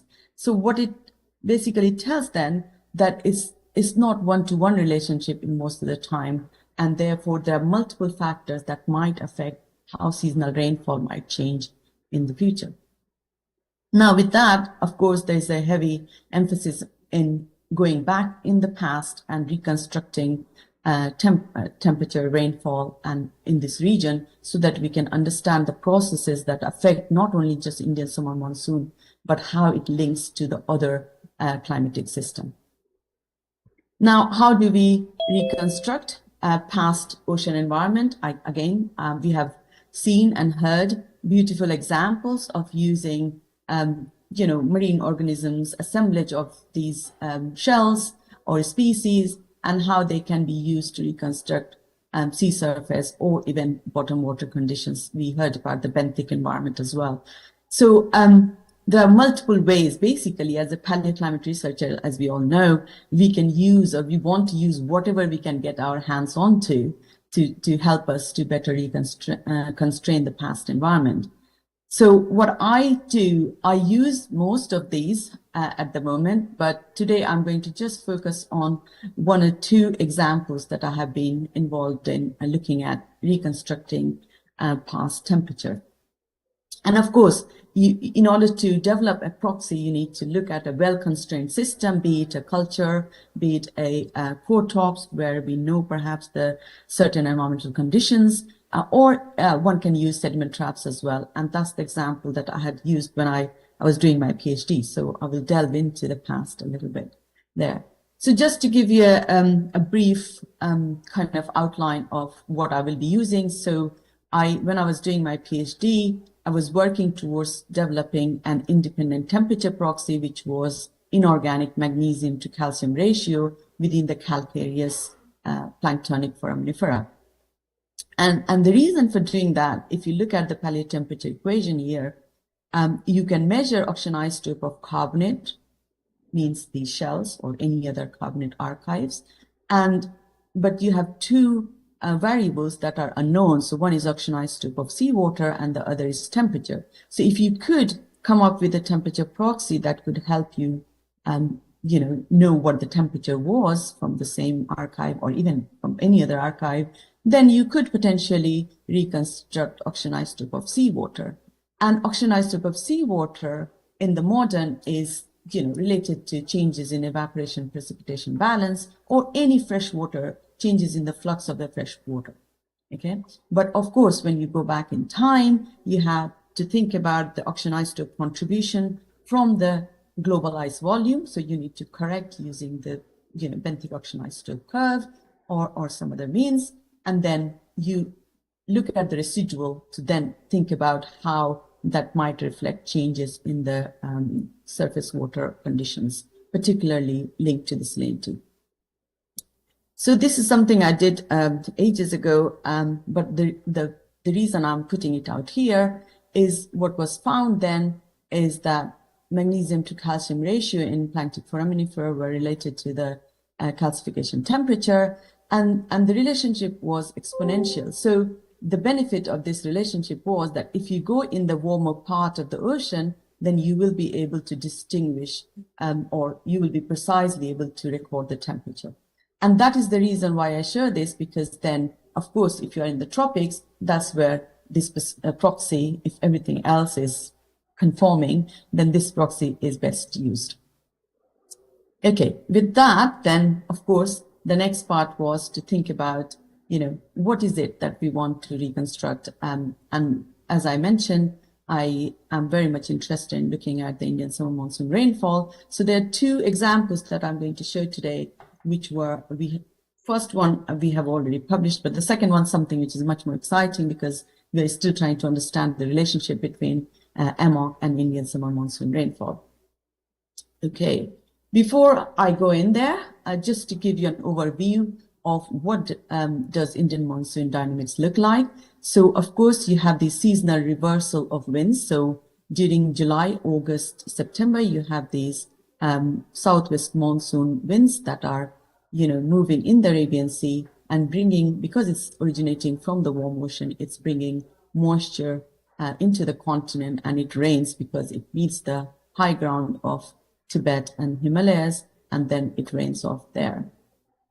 Okay, whereas during the winter months, January, February, March, you see this reversal of wind pattern, and that basically originates from the winds are originating from the continent, so they are drier, and therefore, you don't see the rainfall pattern on the continent. So these are like kind of two contrasting seasonal reversal. And this is very well linked to the ITCZ. Unfortunately, I don't know why it's not showing, but there should be a ITCZ. So basically, because of the continental landmass, ITCZ during the summer moves more north, and therefore all this, the rainfall is associated with that. whereas it moves to more kind of, normal kind of location, and therefore rainfall occurs more in the Indian, kind of tropical Indian Ocean region, or in the, Southeast Asian area.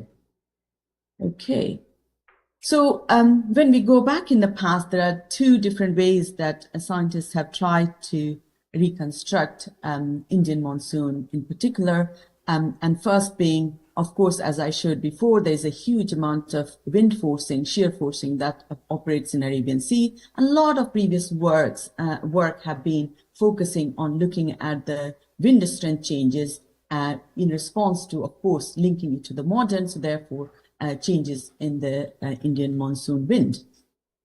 And here is an example, but a lot of work has been done in this area. The other part is the rainfall changes. So the rainfall changes, as you can see, has been very, very much focused on the continent.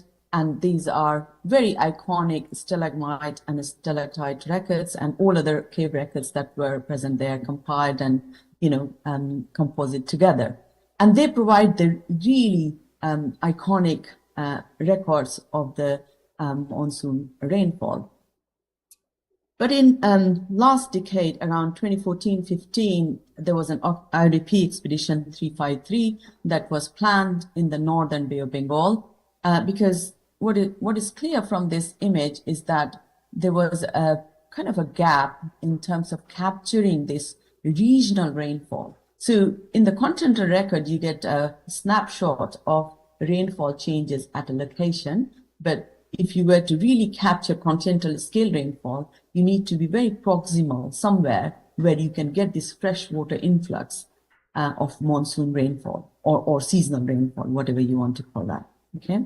So we were in the northern Bay of Bengal. Of course, we drilled sediment cores, long sediment cores, from the very proximal location here, yellow dot, and also in the Andaman Sea. So these two locations were selected because this northern Bay of Bengal site receives continental rainfall through this Ganges-Brahmaputra delta. And as you can see, through season, you have this, freshening of the seawater that can be captured and locked within the shell, of course. So that was one of the motivations. But otherwise, also you can capture a lot of land-derived sediments through time, which you can use to capture the strength of the monsoon runoff. And just looking at the climatology in the modern, you can see summer temperature and salinity curve is very different compared to the winter. And that is mainly, you see the freshening, and then, what temperature doesn't seem to vary much, only a few degrees, but it's the salinity change that's massive. And that relates to the major rainfall occurring on the continent between June, July, August, and September. So we used the cores derived from both northern Bay of Bengal as well as the Andaman Sea, and we did, as a paleoclimatologist, we all do. We went and recorded centennial scale changes in oxygen isotope of G-Ruber, SS variety morphotype, which were believed to be surface dwellers, and then also recorded, reconstructed temperature, although you can see the data, but it was not so easy because, as you can imagine, it was a proximal location, so a lot of continental sediments were coming. So the presence of foraminifers were very, very, lacking abundance. So we had to literally use everything that we could in order to get the signal from these. So there were quite a few gaps, so we had to extrapolate as well, because, of course, during interglacials, you had lots of fresh water coming in because of the strengthening monsoon, and therefore you have much more dilution in that part. Anyway, so we did, looked at the record and compared with the climatic kind of variability, and we kind of published some work, so I'm not going to delve into it today. But what I was really interested in, the pattern of the rainfall. So after reconstructing these records, I had to approach one of my modeler colleagues because I really wanted to make sure that we can look at the global hydroclimate rather than just Indian monsoon, and then compare how last interglacial has been compared to the Holocene. okay? Because Holocene has been really worked upon very extensively. So that was a very well constrained records that we had, but we were lacking records from the last interglacial, particularly in the Indian monsoon area.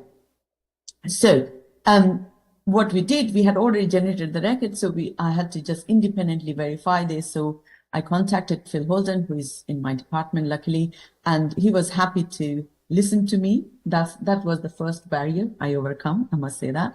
Of course, I don't think he understood my language, or language in a sense that, you know, what we do in paleoplanetary constructions, how confident I am about the proxy, how confident I am about whether it's capturing the rainfall and all the rest of it. But he kind of got it, like what I was trying to do, and then he helped me a little bit, or helped us. Katrina was the main person doing all the compilation. So what she did is she compiled all the records that we had, proxy, model, everything, for the last interglacial. Okay, so you can see there are some symbols. Of course, no need to go into too much detail, but the point was we could only use some proxy record because we had to go through a lot of screening process. So only records that had age control of 2 kilo-year or better were used for comparing with the transient model simulations, basically, because otherwise we were endangering of, you know, not capturing it better. Of course, this is not ideal because a lot of modelers would say, oh, you are better off going for the highest resolution record, which I completely agree. But this was something that I just wanted to have a quick check whether, you know, what we are observing has any sense to it, or can we simply, because just looking at the record, I could simply say the movement of ITCZ, but then that wasn't quite satisfying some of the patterns that we were looking, comparing East Asian monsoon and Indian summer monsoon.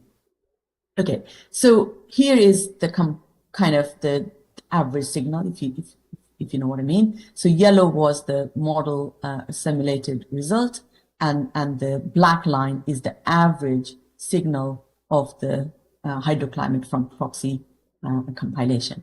Okay, so looking at the Indian monsoon, sorry, I will have to focus there because time is running. What was clear that we could see a relatively good match between the variation on Indian summer monsoon. And just one thing to note here is that these proxy records are everything that was recorded. So it were continental in nature, it had, you know, or marine, whatever was published for the time period. Of course, we had to screen it based on the age model constraints, and then we had to put all these records on the universal one age model, because otherwise it's very hard to compare. It may be the differences could occur simply because of the difference in age model. So although it looks quite neat in terms of points and data points, but actually a lot of work has gone behind the scene to get them the way it was. So here is the output, if you like, of comparing the model simulation. That is the background that you see on the map. So that's the anomaly map between marine isotope stage 5, different substages compared to the Holocene, average Holocene signal. And the data point, or the points that you see, the red is basically which suggested drier condition, and blue is when it suggested wetter conditions. So the first thing, mainly focusing again on, you know, you can read the details in the paper, but what I'm trying to say here is if you look at the Indian monsoon region, you see somewhat kind of good match between the drier conditions that the model simulated and the proxy records suggested. But this was a surprise to me because I was hoping that during the last interglacial, I would find the rainfall signal to be wetter compared to drier and compared to Holocene, of course, because, you know, if you go by the analogy of thermodynamically speaking, you'd warmer the conditions, you'd find it, you know, wetter and all the rest of it. So, but it was completely consistent, you know, if you think about it, across the MIS intervals, all of the substages.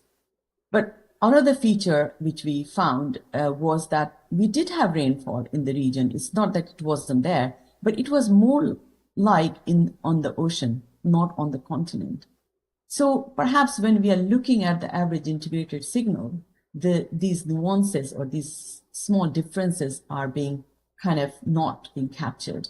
But again, this is only a very relatively medium resolution model. Of course, high resolution models are much better to record it, but this was quite encouraging. There were some signal and some surprises in terms of what to expect during the last integration. I must have skipped this faster. Anyway, and there are some of the features that we observed in Levant and Arabia were very much compared to what people had already observed. So it kind of matched with the signal that were published beforehand. Just swiftly moving on to the second part, where the motivation is to look at how Indian summer monsoon is linked to the EMOC. And particularly the motivation for this work came from something that we worked on in 2019. So what I'm going to show you is very much ongoing work. So we do not know full answer yet, but it's looking encouraging. So the reason for doing this model comparison was emerged from our work in 2019, where we found during the early stages of Hindukostadial 11, we found this strengthening of Indian summer monsoon rainfall, and that kind of somewhat linked to this warming in the northern hemisphere climate. Of course, the resolution of studies were very different, so we were a little bit like, oh, I'm not sure. Although we had a better resolved record, but the records were relatively low resolution. Having said that, while we were working on this, and this beautiful work came out from the Stoll and Isabel as well, and what you can see here is that they were, very high resolution record of reconstructing past variations, or at least that's how I take it, in changes in the strength of the EMOC due to the changes in the climatic conditions as well as the freshwater flux. Okay, so this was really nice because that allowed us then to compare what we were already looking at in terms of looking at the Indian summer monsoon strengthening during the interstadial that we had found during T2, and particularly earlier stages of the Hindukostadial 11. And that was kind of, when I read the paper thoroughly, it's very analogous to their a warming of this HE11, later phases of HE11. It's quite timely. It's 134.5 kiloyears. So it seems to be going quite well. Anyway, but that was already done.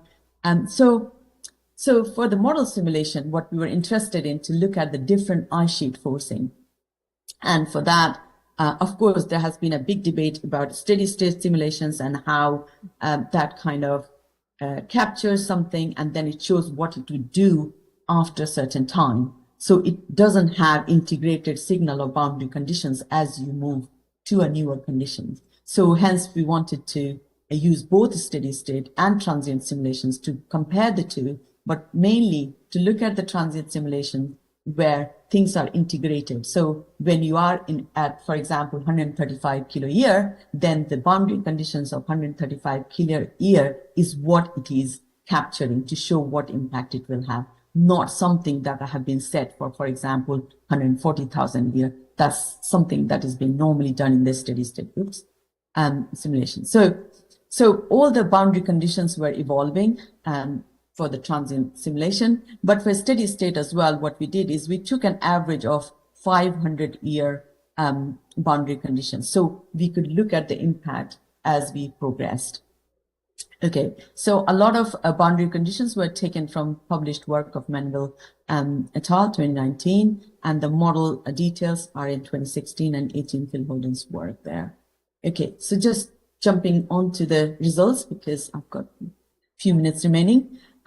So our first parameter was looking at the function of sea level change, and second was IRD record, using the IRD record, and third was combined ice sheet. So everything else that was present, and just using that, looking at the changes in the global mean surface temperature, that's the first row, and the second row being the changes in the EMOC strength. And then the third one has got two parameters. So average annual rainfall for Southeast Asian monsoon as well as Indian monsoon rainfall. Okay, but I'm going to focus on Indian monsoon rainfall mainly. So what is quite interesting, the first observation is that steady state simulations, these colored dashed line, if you like, and these are different modeled years. So you can see, there.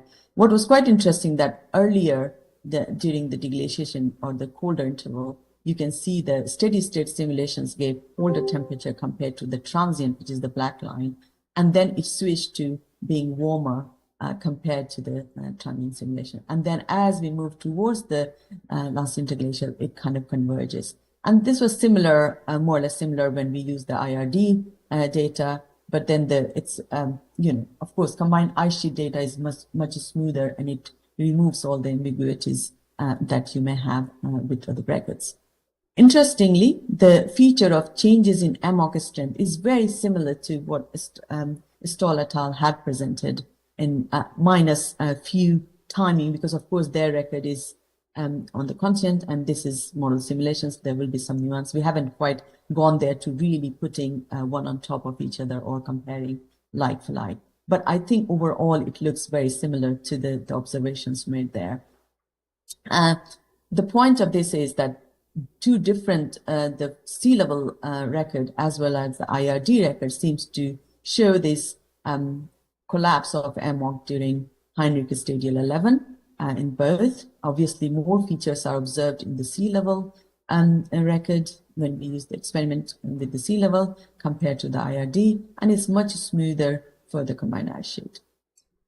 When we look at average annual rainfall signal for Indian monsoon, what we see is only the large scale changes, as you'd expect, due to the deglaciation and reaching to the interglacial is being observed in this, and then small variations are, well, at least not captured in average annual, which you wouldn't expect it anyway, right? Because it's the summer monsoon rainfall that is being much more informative. Otherwise, it all kind of, smooths the two a bit. So just giving an example of sea level experiment, as shown before, the global mean surface temperature and amok strength changes. It's really interesting. So if you look at the red line, which is the JJA, which is June, July.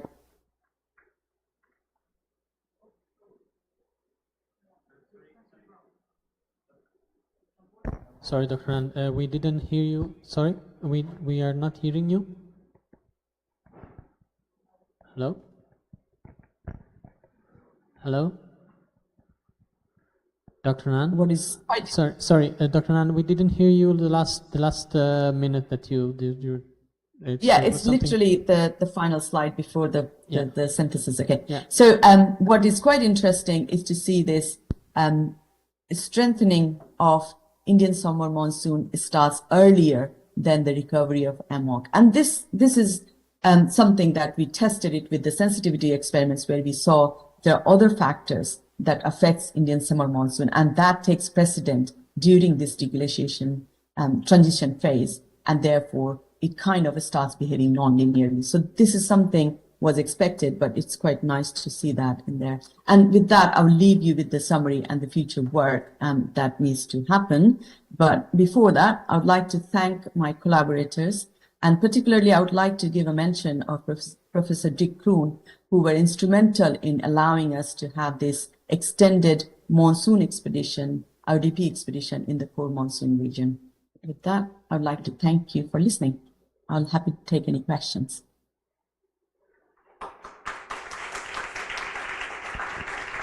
Thank you very much. Is there any question from the public? How do I mention this? Otherwise, oh.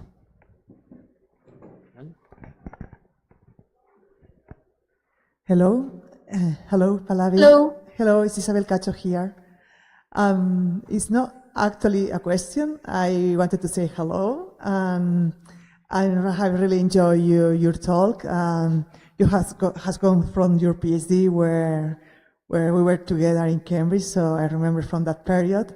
And I see that from there you have evolved a lot with the monsoon story, which I really like. And I like very much the approach to combine the model and studies and the proxy. So I have really enjoyed. And I have to say that I was particularly happy to see your comparison with the results from the paper from Heather Stoll for the determination 2. I have to say that each paper has its own story, but that paper was really extremely difficult to get published. It took us more than a year. We got up to 8 revisions for that paper, and it was extremely difficult. And I think any other paper I have been working with have got so many revisions, and was very difficult because we were changing some of the thoughts on the dates of determination 2, and for that reason was very tough to publish. But I think it is a really probably the best record for determination 2 ages for the AMOC. I think so. And I'm very glad to see that it fits very well also with the monsoon dynamics. I'm very happy about that. Thanks very much. Yeah, no, I fully understand. And the reason I also picked the Indian monsoon pattern one is because we had gone through the same pain, trust me, with reviewers. It took us more than a year, I think, or more to get that out. But the process of it, satisfying reviewers that it is quite interesting and it has a far-reaching impact, is something that we had to do, and we had to cascade through various journals. But while we were working on the model simulations for looking at the MOC, role of MOC on Indian monsoon, Heather's paper came. I wish I had seen it. Well, we saw it immediately, of course, because we were working on this area, and it was like, oh wow, this looks like where. Oh no. Sorry, Pallavi, we miss you. We miss you the last minute. Briefly, seconds. So yes, a couple of seconds for. No, that we couldn't hear you for a few seconds. Oh, for some reason, your volume went down. Yeah, I think there is probably a connection issue, so I'm going to switch off my camera maybe, and then talk. So basically, I was saying that we were very excited to see this record of MOC strength changes because we were clearly working on it, and it seems to be what we were finding appears to be very similar to your record anyway. So that's very good. Okay, thanks. Thanks very much, Pallavi. Bye. Thank you. Nice to see you, Isabel. Thank you. Thank you, Dr. Anand. Is there any other question, maybe from home? Oh.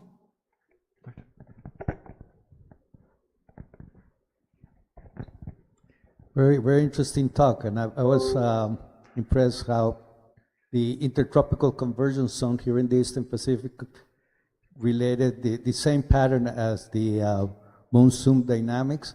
And you think we should be starting to look at the weather as a planet and not as regions?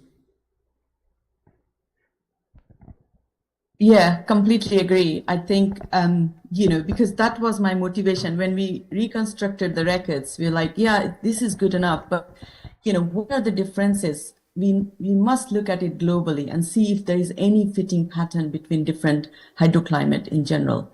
And that's something I think is, I guess my message to the younger audience there is to don't be afraid to reach out to people because,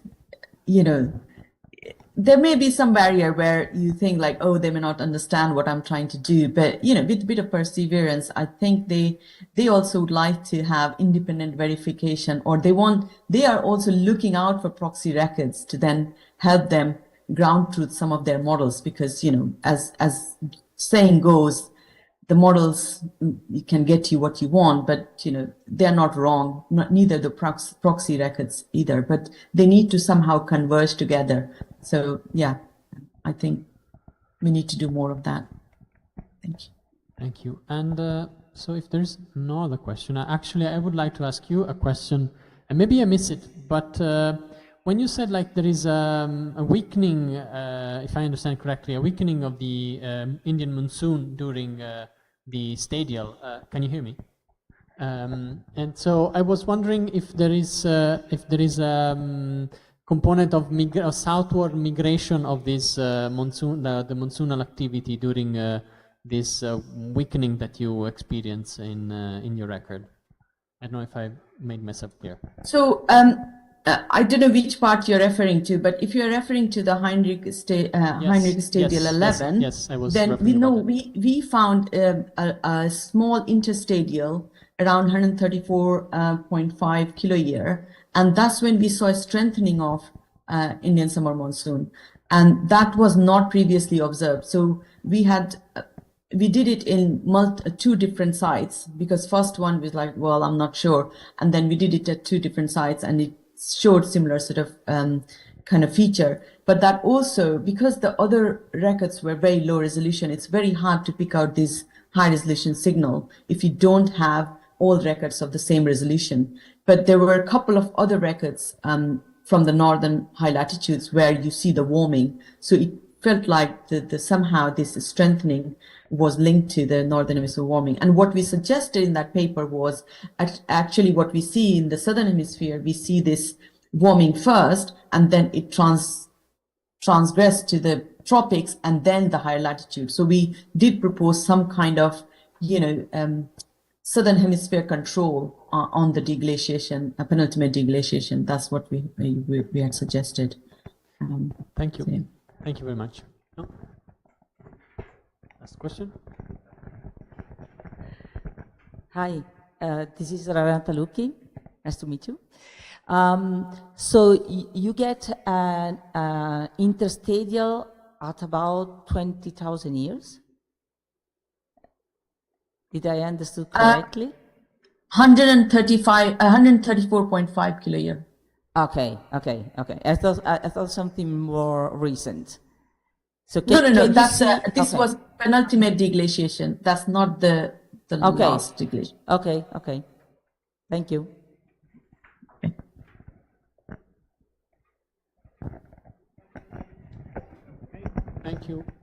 Thank you, Dr. Nan, very much. And now I think we can go on with the other presentation and the last presentation of the morning. So, Dr. Odalisca Bridi of the University of Costa Rica, and she's going to talk about first glimpse of deep sea octocorals in the Pampa submarine basin of the Pacific coast of Costa Rica. Thank you, Dr. Bridi. Can we lower the lights a little bit? Can we lower the lights a little bit?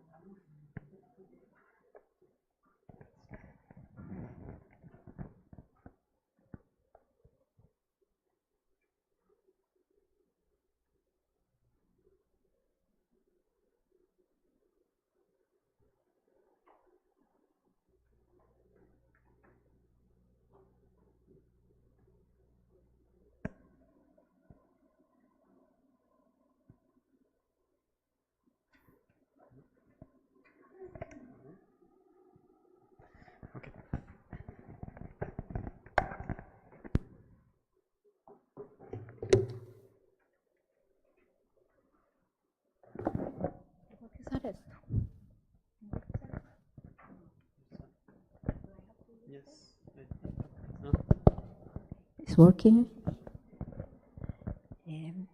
Good morning. Thank you very much for inviting me to this conference. I'm very proud of being here in the geology school. I'm going to talk a little bit about some recent research in a region, a deep region in Costa Rica that is called Pampa Submarina, that Jorge just referred to it some moments ago. Okay, let me check. Okay. Octocoralia is a group that has a stricken presence in the deep waters. And they can support can be in any depth and any temperature. Together with the black corals, sponges, and in some cases hard corals, they made the whole structures of the deep bottoms. They are the main engineers of the structure or the 3D of the deep bottoms.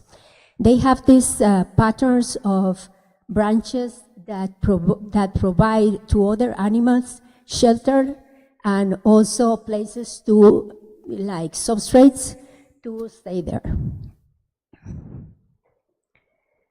Octocorals are the main architects of these ecosystems.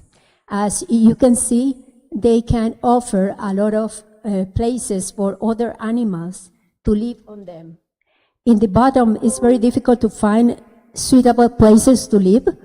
So these animals that make the third structure are the ones that are responsible for the living of many other biodiversity in the place. Octocorals can live from few meters to 8 kilometers depth. They belong to the Cnidarian class phylum, and there are a lot of different proposals for the taxonomy of this group, and they are divided in two main orders, Scleracionaceae and Malacalcionaceae. As you can see here, they have a lot of different shapes.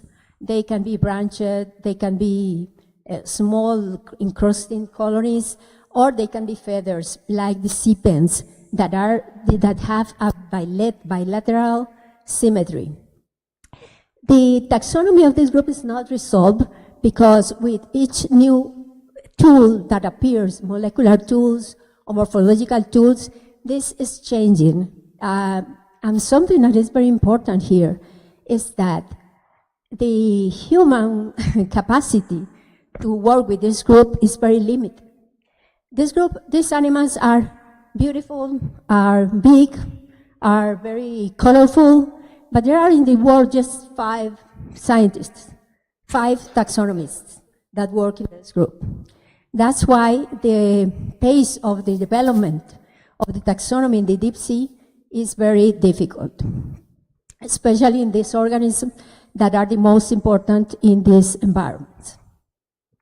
And also, these animals are able to change, so it's very difficult when you see a picture, when the polyps are expanded or the polyps are retracted, they have a very different appearance. So it's very difficult to work with pictures, what is a kind of tendency, actually, nowadays. Okay, we had the opportunity to explore the deep waters in Costa Rica during 2 expeditions in the Falcor 2 of Sweet Ocean Institute. During 2 expeditions, one was called Octopus Odyssey, and the other was Octopus Odyssey 2. And in this, as Jorge told you, in this ship, we had this ROV, remote operated vehicle, that is called Sebastian, and it has a lot of, it has 2 main manipulators and many other instruments. The manipulators were very useful to collect samples and also to put experiments in the bottom of the water.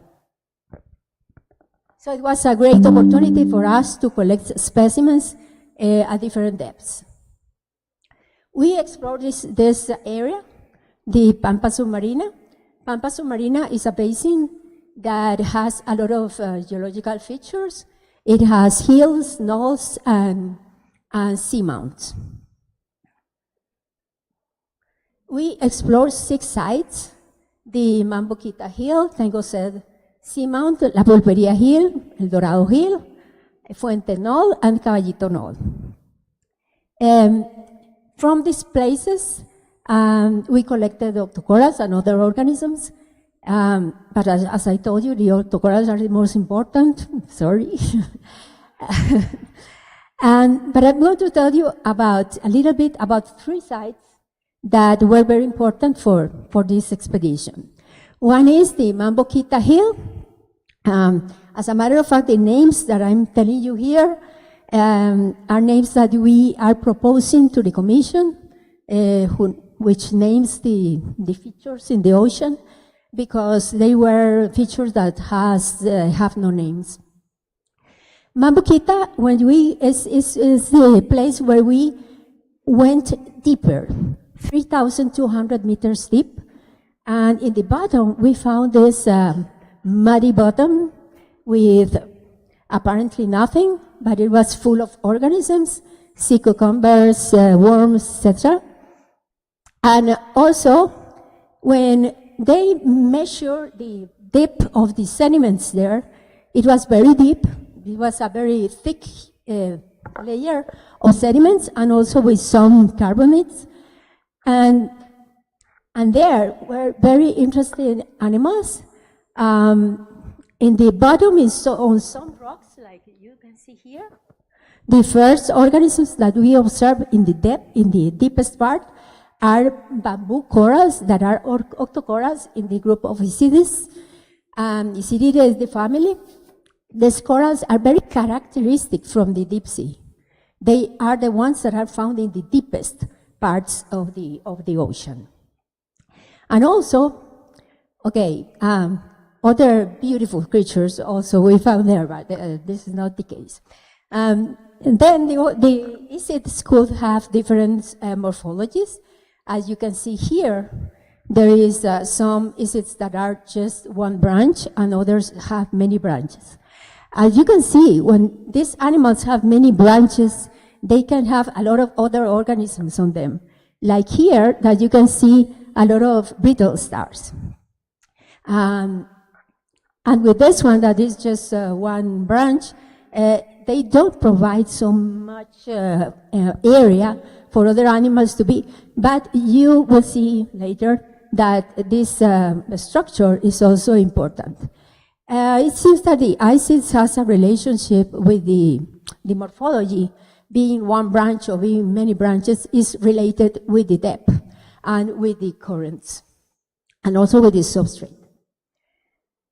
Here, if we move upper to the ridge where there is some rocks, we found different organisms. Am I doing this sound? No, okay. Okay, and then we found here other organisms, like these ones here, that are different octocorals that are called primnoids. And here there is another different type of isid, or bamboo coral, and here you can find a sponge. These organisms have special adaptation to live in the depth. They have some amount of mucus that cover the polyps. By the way, the octocorals are made of polyps. It's the animal that constructs the colony. As you can see here, and it's octocoral because they have 8 tentacles. It doesn't matter the different forms that they have, but the polyps is always the same. That's why all of this diverse group stay together in the same. This is another type of primnoid. These are very common, but they are more shallower. They have the ones that were with these groups. They say that the primnoids are make it like the forests, and the isids make like the savannas, because they are more in the deep, where there are not many rocks, and they are more dispersed. But the primnoids can make a big forests, big groups of them, and make big forests. Okay, there's another site that was very interesting. It is the Tengoset Seamount. Tengoset was the place where we found more diversity, more species of octocorals than the other 5 sites. But also this site was the one that was more visited. We made more dives in this place because it was very interesting from the point of view of the heat flow. As Jorge told you, this is a special place where they were studying the heat flow through the mountains. So as you can see here, this is a huge arrangement of different octocorals. This is the upper part, and then we start going down. And this is another octocoral primnoid, and you can see here all these crinoids that live on these corals. As I told you, they are very important substrata for other organisms and also refuge. This is another species. This is Paragorgia. This species, this genus belong to the precious corals, the same family that belongs to all the precious coral that are used for jewelry and many different types of art. We found 2 different species of this one. And also in the family Plexauria, we found Swiftia, probably new species. And as you can see here, this part of the colony is taken by zoanthids, that is another group of cnidarians, and also this big star. In this other picture, you can observe a big star in another Swiftia, and probably they are 2 different species too. We also find this type of octocorals that are very different. They are fleshy corals. They don't have central axis as the others. They have the polyps here. And this belongs to the genus Antomastus, and is the first time that we see these specimens around this part. And also we think that we saw many new small juveniles of these octocorals. So we can think that they are reproducing there too. Okay, this is going down. We found these isids, as I told you before. They are more abundant in the deep. And this one with a crinoid in the top, and probably the crinoid take advantage of the height, because these organisms could measure like 1 meter long, could reach 1 meter long. And going down is very interesting because, okay, this is another incredible beast. This is a skate, a kind of ray, and this is for you to see it. But what I want to show you is something very different that is called sea pens fields. These are a place where we found these octocorals. These are sea pens, and we found many of them in a space that, there is nothing else. Some studies say that the sea pens change the flow of the currents in the space where they are, and they can change conditions for other animals to live there. Here, some measurements that were made in this part, the currents and the temperature to relate with these corals. And also, we took push cores to study the sediments and relate the sediments with the animals that live there. And finally, I'm going to show you La Pulperia Hill. That is another place. And if you see here, you see the rocks, and you see something here that is covering most of the substrate. And if the octopus moves, you see something here, and it's another type of fleshy octocoral. This octocoral is a new species, and my previous study does show that it's something new in the genus Hersemia, but it could be probably a new genus too. And this is the list of the preliminary identifications. We have like 13 genera in 10 families, and probably 3 more species in isids. And just some considerations to take home. These octocorals are characterized by slow growth. These animals are very vulnerable, so any change that happens in the bottom and any alteration that we do in this bottom, we will alter the fauna forever, maybe. These animals do years and years to grow. And also the knowledge of the biodiversity is a key to understand all the dynamics of the deep water, and also is an important tool to protect these vulnerable environments. Also, the importance of knowing the biodiversity. So, thank you to the UCR and Smith Ocean Institute and Bigelow Laboratories for the expedition and the finance of these expensive expeditions. Thank you. If you have questions.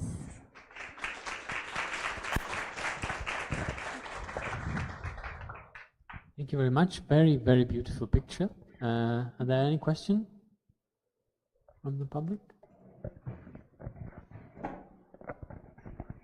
Thank you for your presentation. Do you have any information about the species or organisms that live on the corals, like foraminifera? I'm interested in that, of course. Yes, we collected some samples. It is very important to collect the samples because, as I told you, it's very difficult to identify just from pictures. And we have experts here that work in different groups, but for example, Maria and her group, they can work with foraminifera and other of these animals, but we haven't done this search still. We have the samples and we have these associates that are big, but we haven't worked still with the small associates. But in the push course, maybe, Maria, in the push course, they have found some foraminifera and they are studying them. And most of the sites, we took also sediments. So it would be interesting to relate that. But forms related with the octocorals, I haven't seen, or maybe I have to look.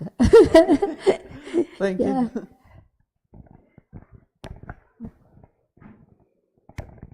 Thanks very much. Very brief question regarding you mentioned that the growth rate was very, very small. Yes, very small. But what's the scale time, more or less? Yes, for example, there are some salicids in bamboo corals, and the rate is like 0.1 millimeter a year. And for some black corals, it's less, like 0.01 millimeter a year.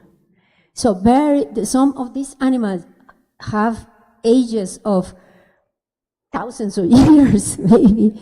And when we collect a piece, we collect 100, 200 years, but it's important for the identification.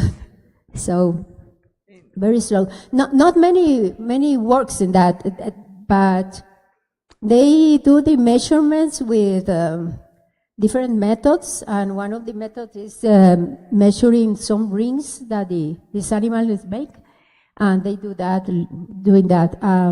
We are not doing that, but we are sending samples of some sections to some geologists to look for the age. I don't know. Yeah. Mm-hmm. Okay, thank you. Is there any other question? From home, maybe from the Zoom? No? No. Okay, thank you very much. Thank you. And now.